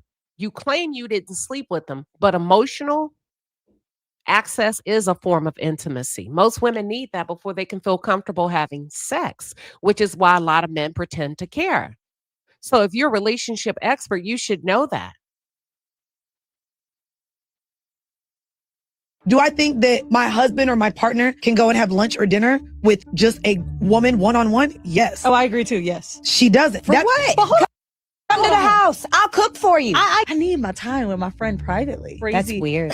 See? It's weird to me. I want to catch up like with my dog. I want to talk. But why crazy. can't you do that in front of your man? But I also can't share every single lived experience. That's weird. I'd be so resentful that my man controlled my life that much. It wouldn't work. But is it control or is it respect? Because I don't think, because for me, there's not a man on this planet that I would choose over my husband. This is your once in a lifetime, platinum needle in a haystack, swing for the fences, best friend, confidant, lover, husband. But that's not true because people have multiple husbands. No, and that's the thing. You see it different. But in my mind, I'm like, I told you she's an expert. She's presenting herself as an expert on marriage.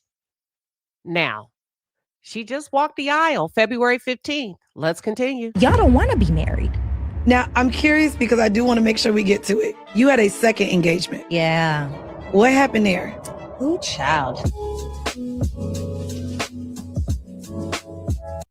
I will tell you this flat out. I am not scared to lose a man. I am not scared to That's get the divorced. problem. And no, it's not. That's the problem. I don't think that we as women should be spreading our intimate things with men. Do I think that my husband or my partner can go and have lunch or dinner? What y'all think? So that's how she's presenting as Dr. Sarah Fontenot, as an expert in relationships, as an expert wife, as an expert.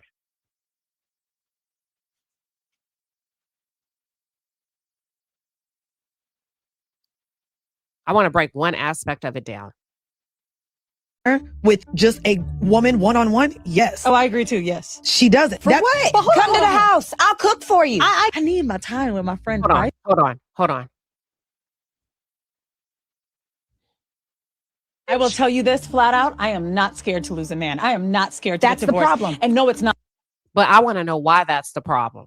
That's the problem. I don't think that we as women should be spreading our intimate things with men. Do I think that my husband or my partner can go and have lunch or dinner with just a woman one-on-one? There's no need for him to.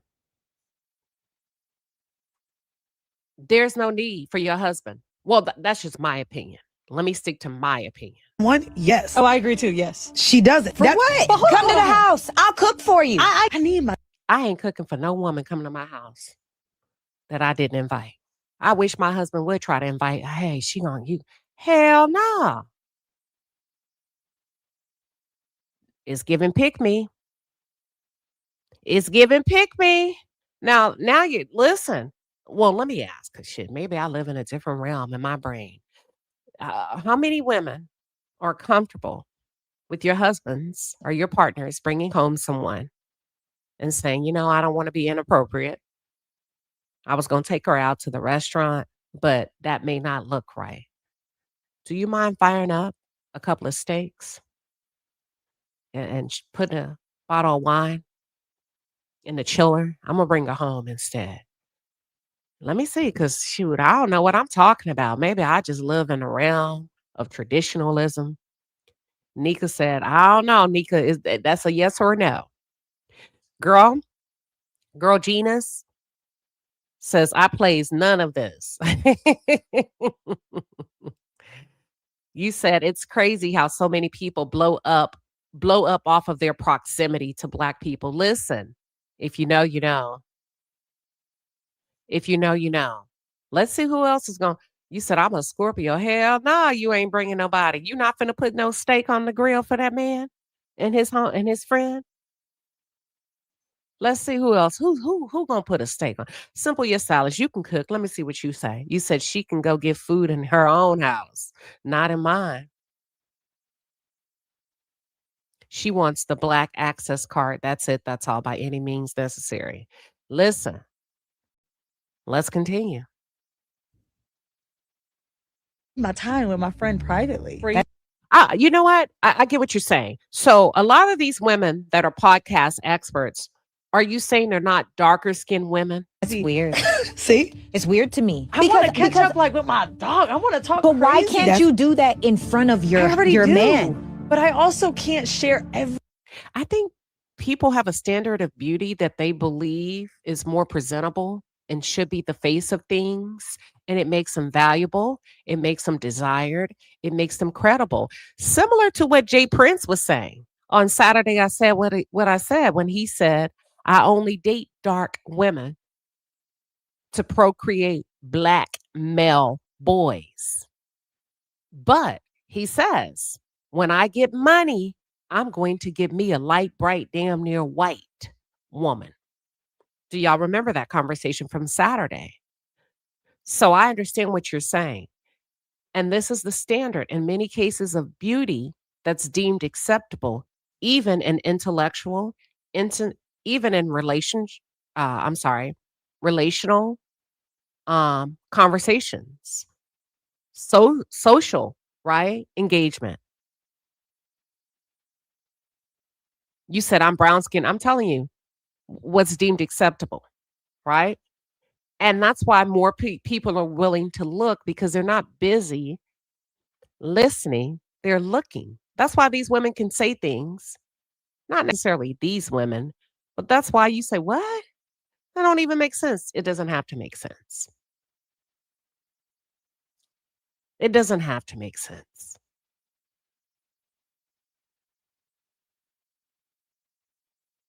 Every single lived experience. That's weird. I'd be so resentful that my man controlled my life that much. It wouldn't work. But is it control or is it respect? Because I don't think because for me, there's not a man on this planet that I would choose over my husband. I'm going to say this, and I know she's newlywed, and I hope you enjoy, but after a while, your man is not going to want to spend every waking moment with you. I don't know how long that's going to take. After a while, you're not going to want to spend every waking moment with him. That may take 6 months. That may take 6 minutes. It could take 6 years. After a while, you're going to mature in the relationship where you should get to a place where he trusts you and you trust him. You're going to go out, not necessarily with the opposite sex. You're going to need a little bit of space psychologically. You're going to want to go out to eat and this and this and that. So the fact that you feel like you're never going to be inseparable, I don't know if you understand the reality of marriage. This is your once in a lifetime, platinum needle in a haystack, swing for the fences, best friend, confidant, lover, husband. But that's not true because people have multiple husbands. No, and that's the thing. You see it different. But in my mind, I'm like, y'all don't want to be married. Now, I'm curious because I do want to make sure we get to it. You had a second engagement. Yeah. What happened there? Ooh, child. So it sounds like she was engaged twice, right? You out there, Sarah? I don't know in what way, but you're having intimate relationships. There has to be a level of intimacy for a man to ask you to marry him. I didn't say sexually, but there has to be a level of intimate engagement, where even if it's just emotional, to tug at a man's heartstrings for him to want to spend the rest of his life with you. You doing something. That's all I'm saying. Hold on. Not this one. Let me send another one. Listen to this. Now, this is very controversial. She's a relationship expert. I'm going to see how the rest of you answer this question. Dr. Sarah says she'd save her husband over her kids in a sinking boat scenario. Oh, scenario. You're married with a child. Yes. You and your husband and your child go out on your sailboat. Okay. The sailboat gets struck. It's sinking. Yeah. Who are you going to save? The child or your husband? Look, I would choose my child's father because we can make more children. This is an impossible choice. You also have to understand that my hierarchy in my life. I agree. God, my. Uh-oh. What do y'all think? What do y'all think? Let me play it one more time. A lot of women suffer from not being able to surrender control. And if you can't surrender control, then you can't trust a lead. If you can't trust a lead, then you can't submit to your husband. Right. And if you can't submit to your husband, he won't choose you, because no masculine man is going to choose a woman that's a challenge all of the time. No. You a lie. They'll choose you all day, every day, depending on what type of challenge. Men don't like things they can step over. Men love a good game sport. Men love a highly sharp woman who's going to look at him without saying a word and say non-verbally, don't play with me. You are a lie. My husband told me he married me because I demanded respect without saying a word. My husband told me a lot of the women that he dated, listen, he couldn't. They would lose their mind when he didn't call, when he stayed too long at the gym. You said, oh my God, you know, he said, but you had your own life and you were a lot of fun and you didn't bother me. I'm not checking for you. I got a lot going on. I was traveling. I'm living my life. They do like a challenge. It depends on how you present it. You rolling over and hopping on one foot and barking at his command is not submission. It's foolery. No masculine man wants to have his leadership challenged for yes, he does. No reason other than you think you can do it better than him. So if you can be a man better than he can be a man, then why not just be with yourself? I think that if a woman is unable to release the hardness that she has, and she's got work to do, she has to work on releasing and surrendering control. It's okay to be hard in the world, but take off your armor in the home.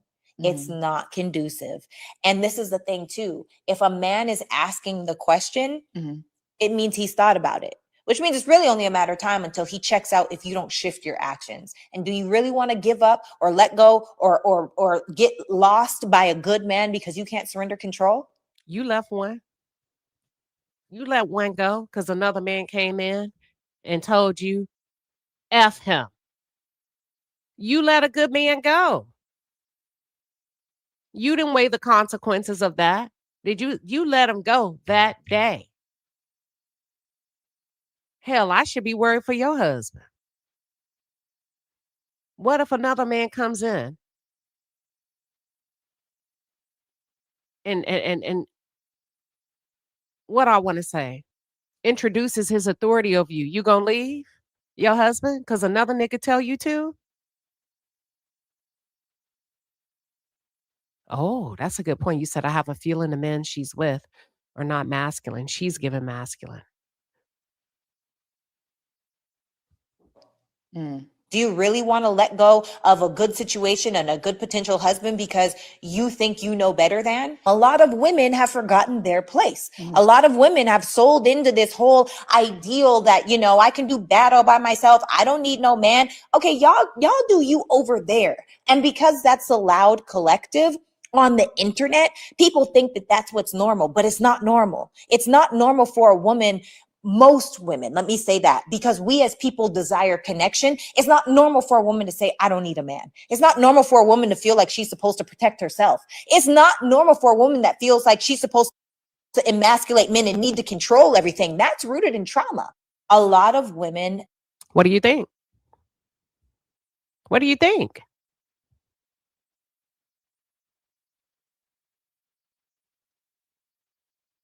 She's an expert. This is a doctor of psychology. This is a relationship expert. I'm not, what do y'all, I'm leaving it up to y'all. Maybe you need a different clip. Let's see. What do you feel is a decent amount to spend on a first date? Oh, I don't think it matters. What? You don't think it matters? No. The internet is going to come for you heavily for this. I think these girls that feel like the date that they take you on defines the man that they chose, they're full of crap. It's absolute BS. I think that it's a woman that's looking for the bigger, better deal, that has the audacity to say, I can't believe you want to bring me to the Cheesecake Factory. A lot of these dating scammers that literally go on a date every night just to be able to eat something, you're lucky you're eating tonight because you. She still didn't answer the question. What's the amount? We all have a level of expectation. Let's be real. What's the amount? Now, let me ask you this. Think about who you are as a woman and the life that you live. Run a tally of the tab in your head. What would be the amount?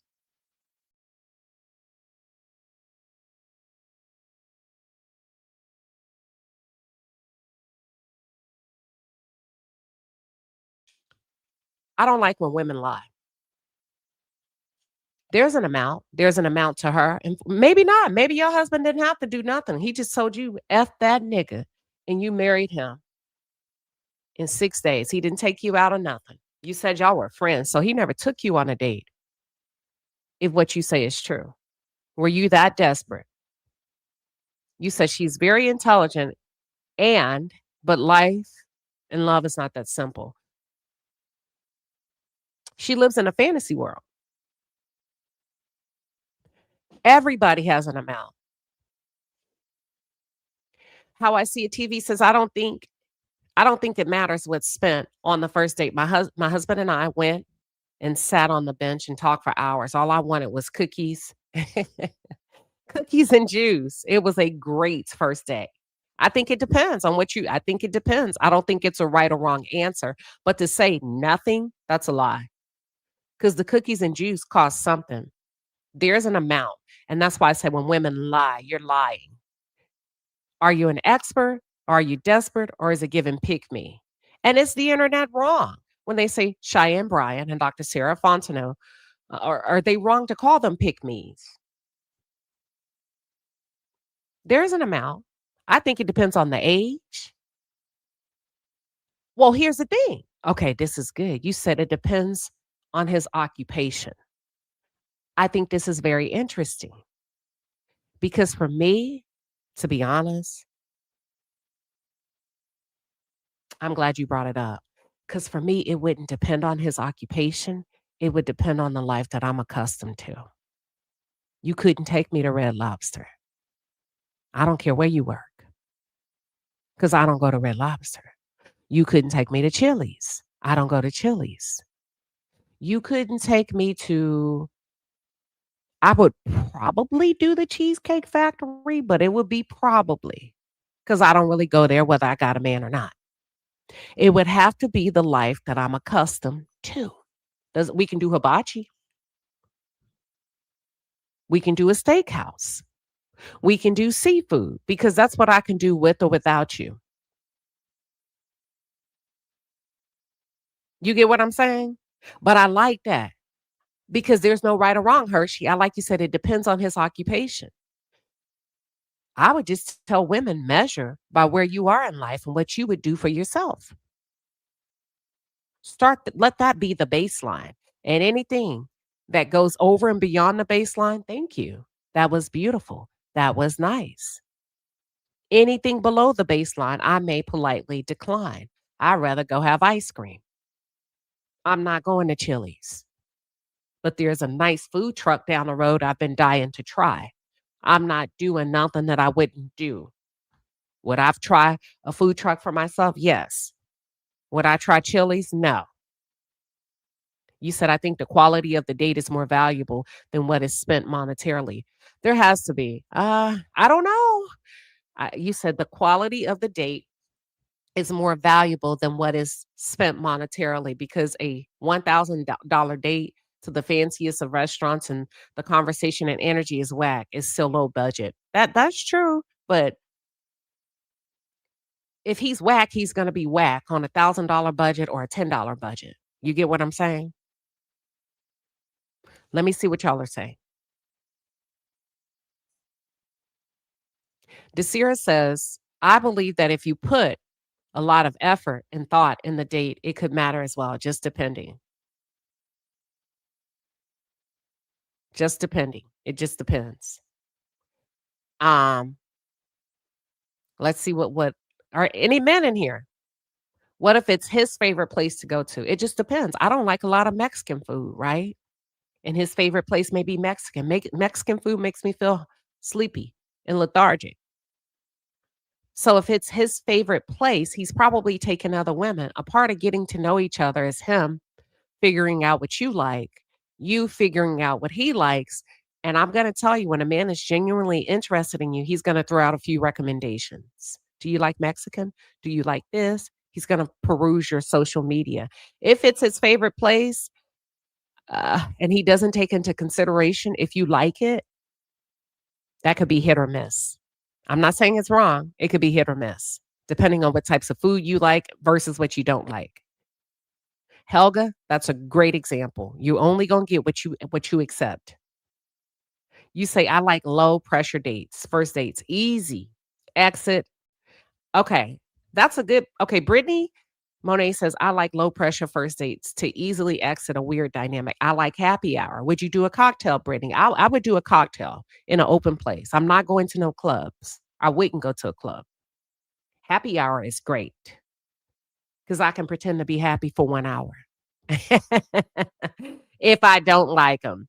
And then I can go somewhere else and eat by myself, right? If I were single.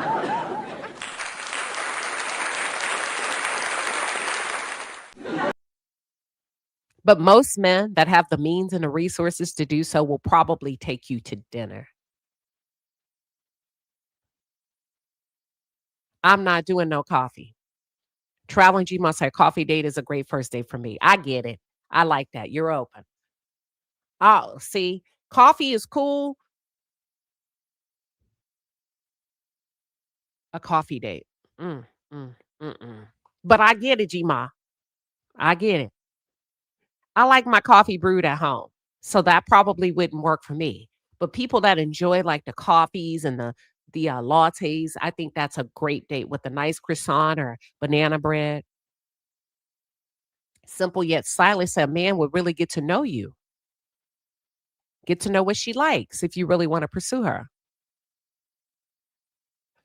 Faith and Love says, what kind of date activity is sought? Picnic, fancy, or light, simple? I wouldn't want a picnic immediately. I live in Texas. It's hot as hell out here. It depends on where you live, what the environment is like, if it's safe, if it's bugs. You have to take all of that, your personality, fancy or light or simple. Those are all excellent points. Let's see what she says. You probably can't afford to do it yourself. These men don't give money, they give bags these days, and you can't eat that. So be grateful that you got some food. And be grateful that a man put in enough effort to take you somewhere. And that's the problem.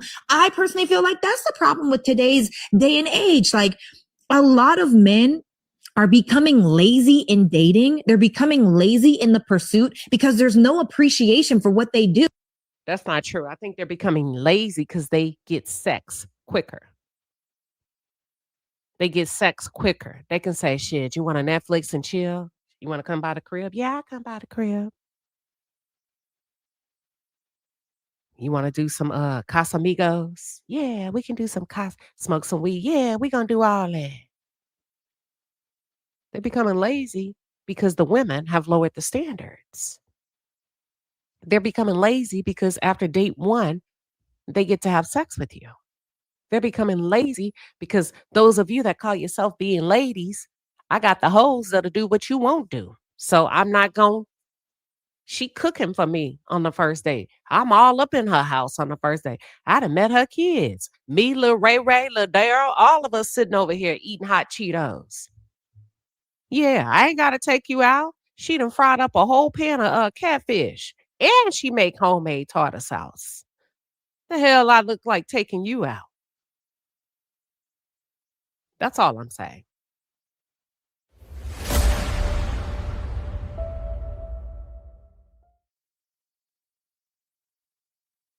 So don't put that. You can't really put that because women are not appreciative. That's not true. Women are easier now. Thank you. Thank you, naughty by nature, for being honest. You said precisely. Thank you. Evelyn says, exactly. I taught my daughter, don't let them know where you live into the child. The third, I would probably say the third year. Not even the third date. Not these days, because they can wait you out. I'm meeting you out. I'm meeting you out, right? You got to take a Uber. Let him leave first. Take a Uber home. Hey, I can walk you out. No, it's okay. That's all I'm saying. Let's continue. Do. And now women have these super high entitlement level thoughts that they deserve to be brought to freaking Bora Bora on their first date. And it's like, who are you to even ask for that? What value have? That's prostitution. That's escorting. So that's something completely different.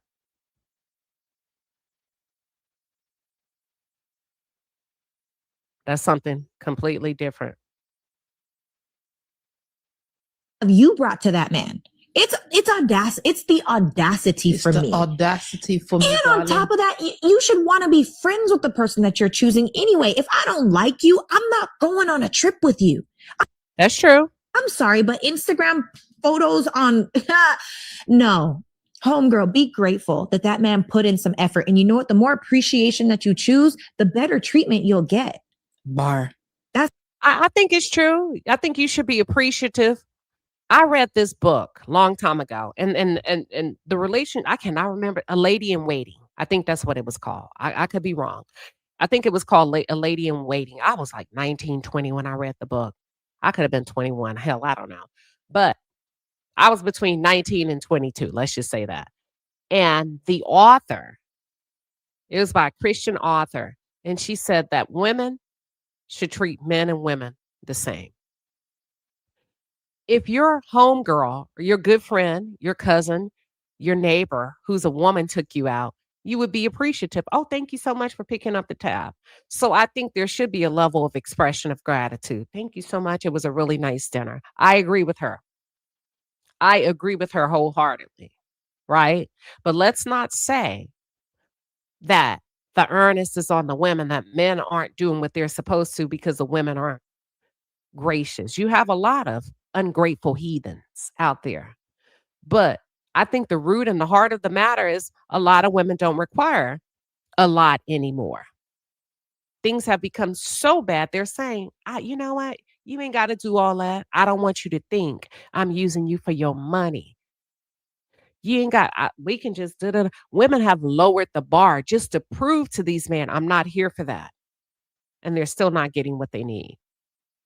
Also in the book, A Lady in Waiting says, or recommended, if your friend, who's your best friend, your best girlfriend, took you out 3 times in a row, would you not reach for your wallet at least one time to say, hey, I got it this time, or let me do something nice for you the 4th time?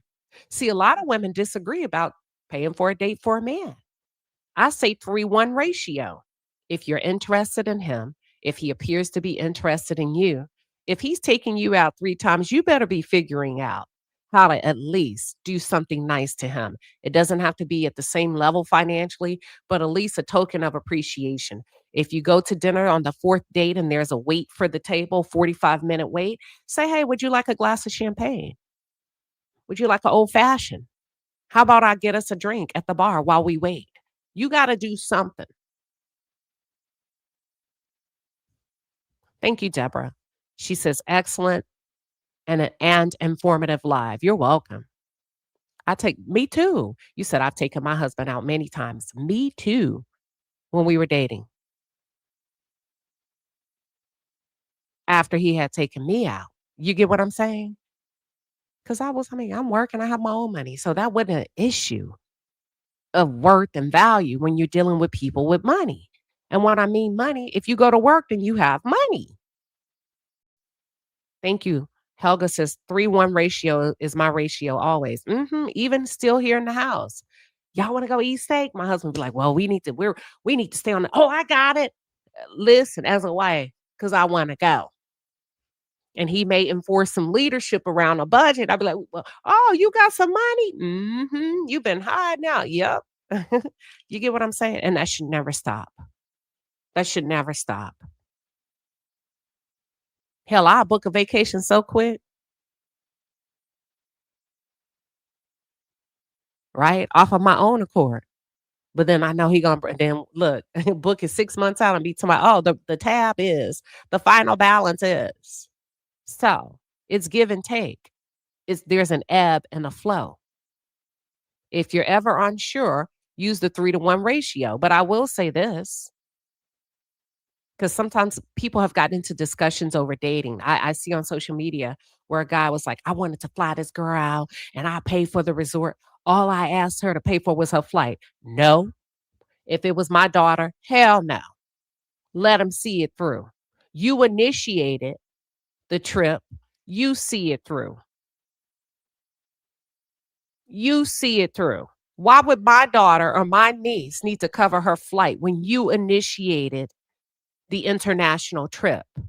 And I would tell her that absolutely not, because your husband wouldn't make you cover your flight. So we're not going to lower the bar about an idea that you presented to a young lady. The hell she looks like paying for her own flight. Now, what she does need to do is ensure she got money to pay for a flight in case you try to get tricky. But she's not paying for her flight for an international trip that you invited her on. You get what I'm saying? So you get that. You got some of these guys asking these young ladies and women for 50-50. Hell no. Stay in your apartment. The hell you look like moving him in or him moving you in to split the rent. Enjoy your Ponderosa. Enjoy your townhouse in peace where you ain't got to worry about if he got his half. This your place. The hell you look like. You don't want no damn roommate that get to sleep with you and you got to pay half the bills. No. Girl, stop. Stop setting these women up for failure. Because you move in with your husband instantly after 6 days. That's what I think. Bars. I don't think the amount of money matters. I think that just do something that you like. If that man likes you, you like to go. Take me salsa dancing. It's free on Wednesday nights before 10 o'clock.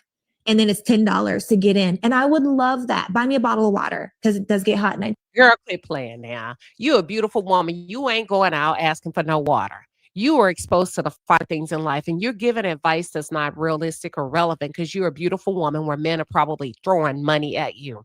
You ain't got them kind of problems. You out here trying to teach the ugly ducklings that they need to be happy for a pack of hot fries and a 2-piece and a pepper. Quit playing.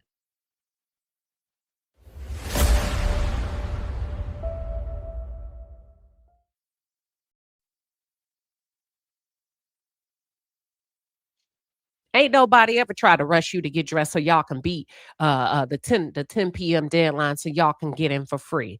Quit playing. And they said, what would you like to drink? I'll take a water. That is not your reality. But that's the bull that you're pushing out here as a relationship expert, because what that tells me subconsciously is you believe that particular women should just be grateful because that's the best that they're going to get. Then you got to say that. Don't hide behind this facade like that's what you've done. You've never even been on that level. You don't even know what that feels like. You will never be in that realm. You will never. You have 2 men fighting over you. Some women can't even get a call back, a text, a complete sentence, properly written out with periods and commas. Quit playing. But you would do better if you came out and said, a lot of you are not attractive. You need to get your game up. Because if not, you're going to get a bottle of water. You know what? A lot of women say that's some real ass shit. You need to formulate some walking groups. And at 5 a.m., you need to hit the damn track. They're going to say, you know what? Damn, Dr. Sarah, girl, you're harsh. But guess what? I lost 25 pounds. Thank you. You can get away with that. You can't get away with this, though. I'm telling you what men like. I'm telling you, go ahead and get a little weave. Go ahead and get your sew in, girl. Get your earrings done. Brush your teeth. Put some makeup on. You'll be better off talking like that than lying about a reality that you know nothing about. I do sweat, or let's go for a walk in the park, or let's sit in a car and eat ice cream and talk about aliens. That's cute to her because she gets all of that. She gets all of those options. Ain't no nigga finna sit in a car with Kiki from the hood and eat ice cream and talk about aliens. He gonna say what that mouth do.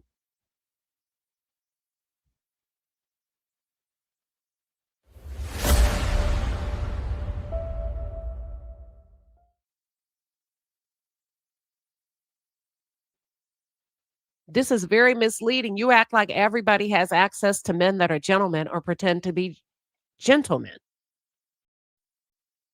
Come on now.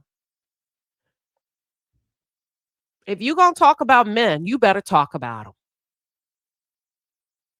If you're going to talk about men, you better cover them from top to bottom, left to right, and do a freaking 360. Everybody don't get to talk about aliens. and lick on an ice cream cone without him saying, oh, you get down like that? Oh, let me find out. Girl, quit playing with us. You said, now that's funny, but true. Y'all know what I'm talking about. What you talking about doing tonight? Pull up. You know what they're faced with out here. Let me listen. You know, like whatever it may be, but that's because are you out here just trying to go on nice dates? Or Absolutely, they are. They should be. Absolutely. He's asking them. It's not like she's saying, well, they're asking. Of course, they should be expected to go on a nice date, whatever that means for them. You can't set the tone. You can't set the expectation that is specific to that woman and that man. Or are you out here trying to get to know a person for partnership in life? I wish I could just microphone drop. I'm serious. You went off. I'm just over here. I'm just frustrated. I know you saw how I was looking at you. I was just like, she's just going off. I'm frustrated because women are ruining good men by acting like they deserve more than they do. Damn. A lot of these women out here really don't have nothing coming. Damn. Oh, I told y'all. Didn't I say she thinks she's above the most of you? And so does Cheyenne Bryant. If you listen to them without emotion, you'll find the truth hidden in the message. She said, a lot of y'all ain't got shit going on. You lucky you get a piece of chicken. You lucky.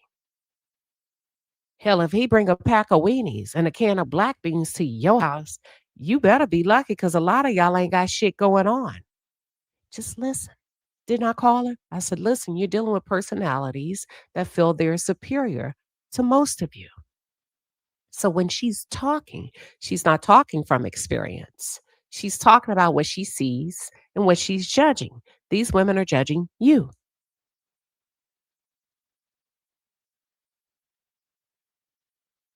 Hershey, thank you for the $5 super chat. You said exactly. That's a different caliber of women, and men expect different things from certain women, and she knows that. Right. But then she comes and say, y'all should be happy. Because a lot of you don't come with anything. Well, she's saying a lot of you are not attractive. You're not good looking. Most men don't want you. They want me. So you shouldn't be expecting anything from a man. You don't even look the part. You don't even qualify. That's what she's saying without saying it. How do you? Okay. Well, Jesus Christ. At least that was a straight answer. Right.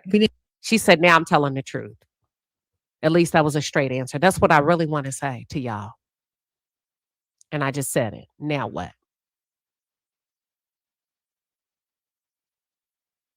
Didn't dance around that one.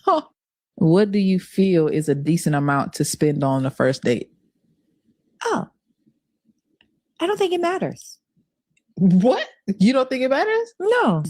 For her, it don't, because she got her own money. And I understand that. But you're talking to most women. So you have to take yourself out of the equation.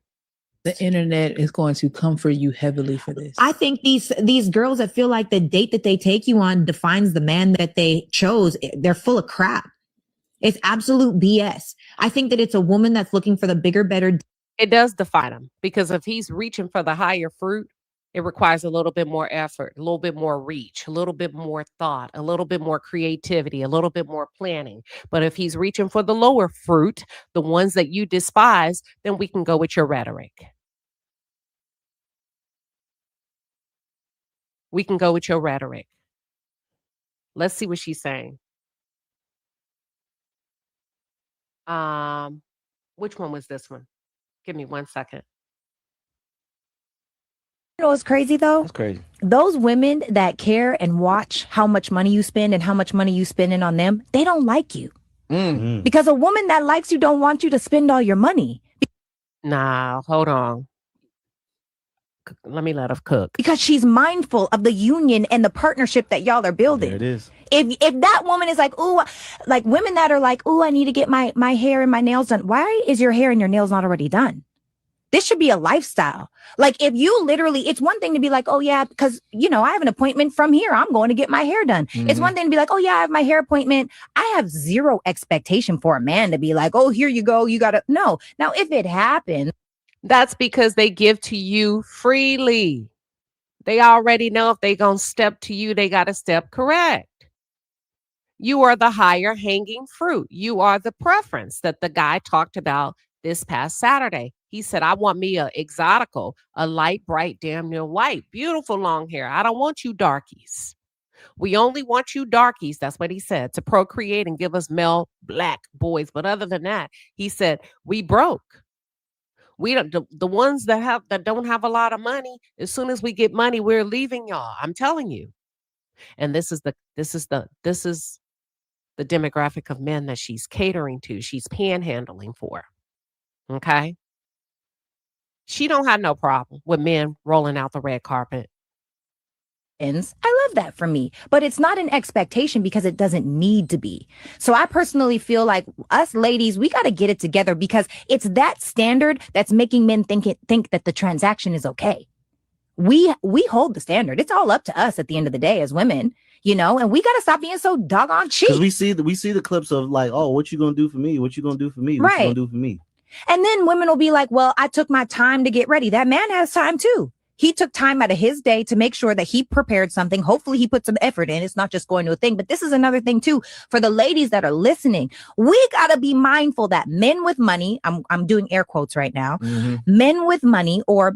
Oh, they eating it up. They love it. You see him smiling with his 2 ponytails in his head. Real men with money. A lot of the times what they're doing is just what they do. You are not special. So someone may think, oh my God, he flew me on a jet, or oh my God, he flew me first class, or oh my God, we went to this 5-star. I agree, which is why you shouldn't be telling them. I said it depends on the man. It depends on the man. It depends on the woman. When people have money, it ain't that big of a deal for a woman to expect a steak dinner because he gonna do that no matter what. Our restaurant, baby, that's what he does.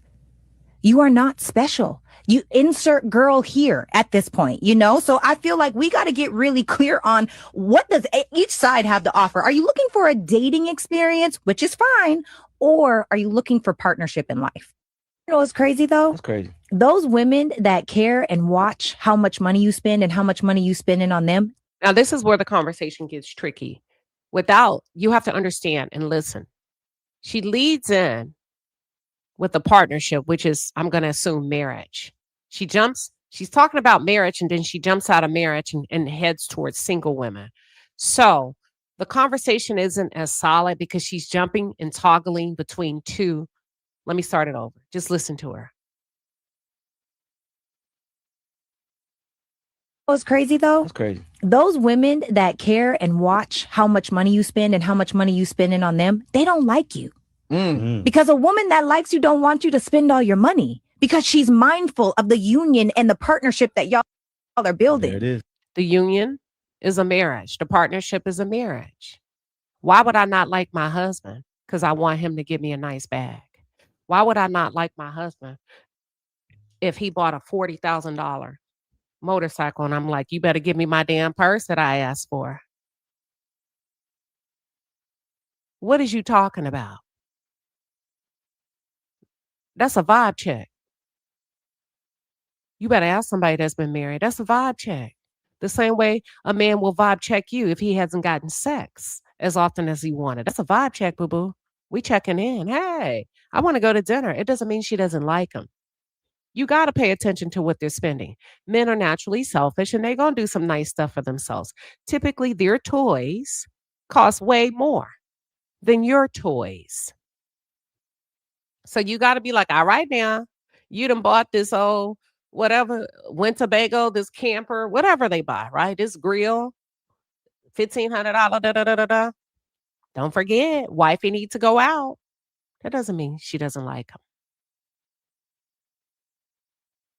Financial responsibility is financial responsibility, and I get that. But just because a woman says to a man, don't forget about me, doesn't mean she doesn't like him. Doesn't mean that she doesn't want the home or the union to prosper financially. It's like, shit, do something for me. It's almost like when you cook, save me some. right? If you're cooking and you don't want to eat right now, you tell the house, save me a little bit. Yes. If that woman is like, ooh, like women that are like, ooh, I need to get my hair and my nails done. Why is your hair and your nails not already done? True. If you're single, true. How come you're not keeping up the status and the standard on your own, period, GP, without having a man? If you want to get chosen, you got to come prepared, right? How come you're not always? I agree with that. This should be a lifestyle. Like if you literally, it's one thing to be like, oh yeah, because I have an appointment from here. I'm going to get my hair done. Mm-hmm. It's one thing to be like, oh yeah, I have my hair appointment. I have zero expectation for a man to be like, oh, here you go. You got to, no. Now, if it happens, I love that for me, but it's not an expectation because it doesn't need to be. So I personally feel like us ladies, we got to get it together. Because that's true. She's talking about your hygiene, your routine hygiene, your appointments, are you not doing that on your own? Absolutely. I agree with her 1,000%.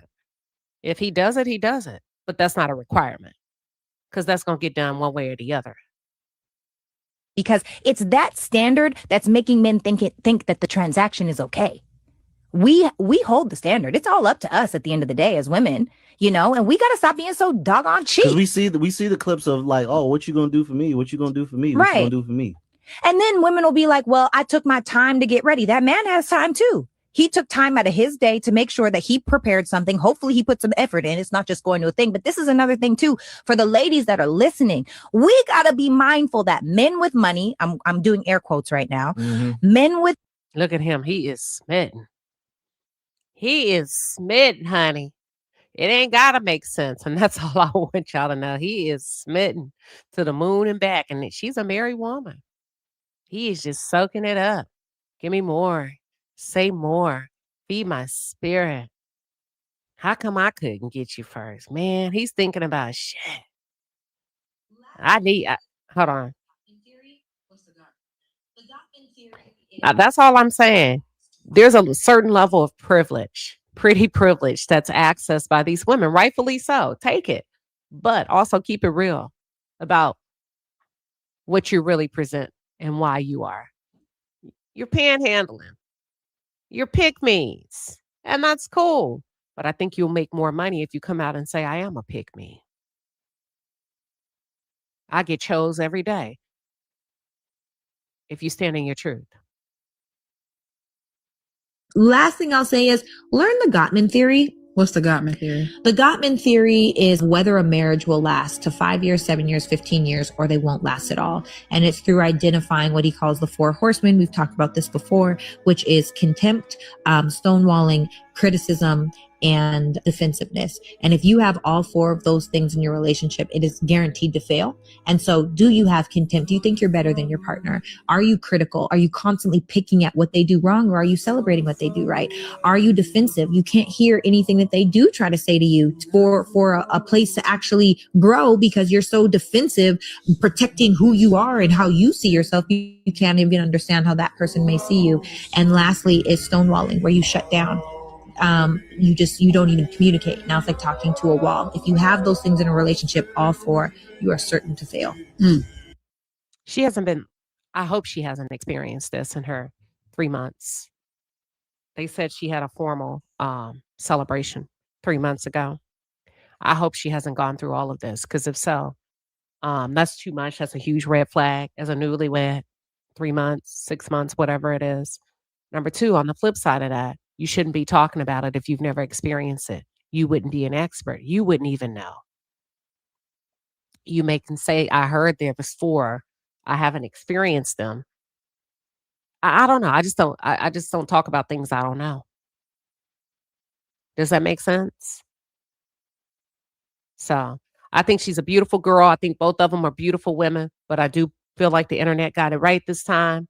And unfortunately, I am going to decree and find you both guilty of being pick-me's. I heard about you. I was waiting on you at the door.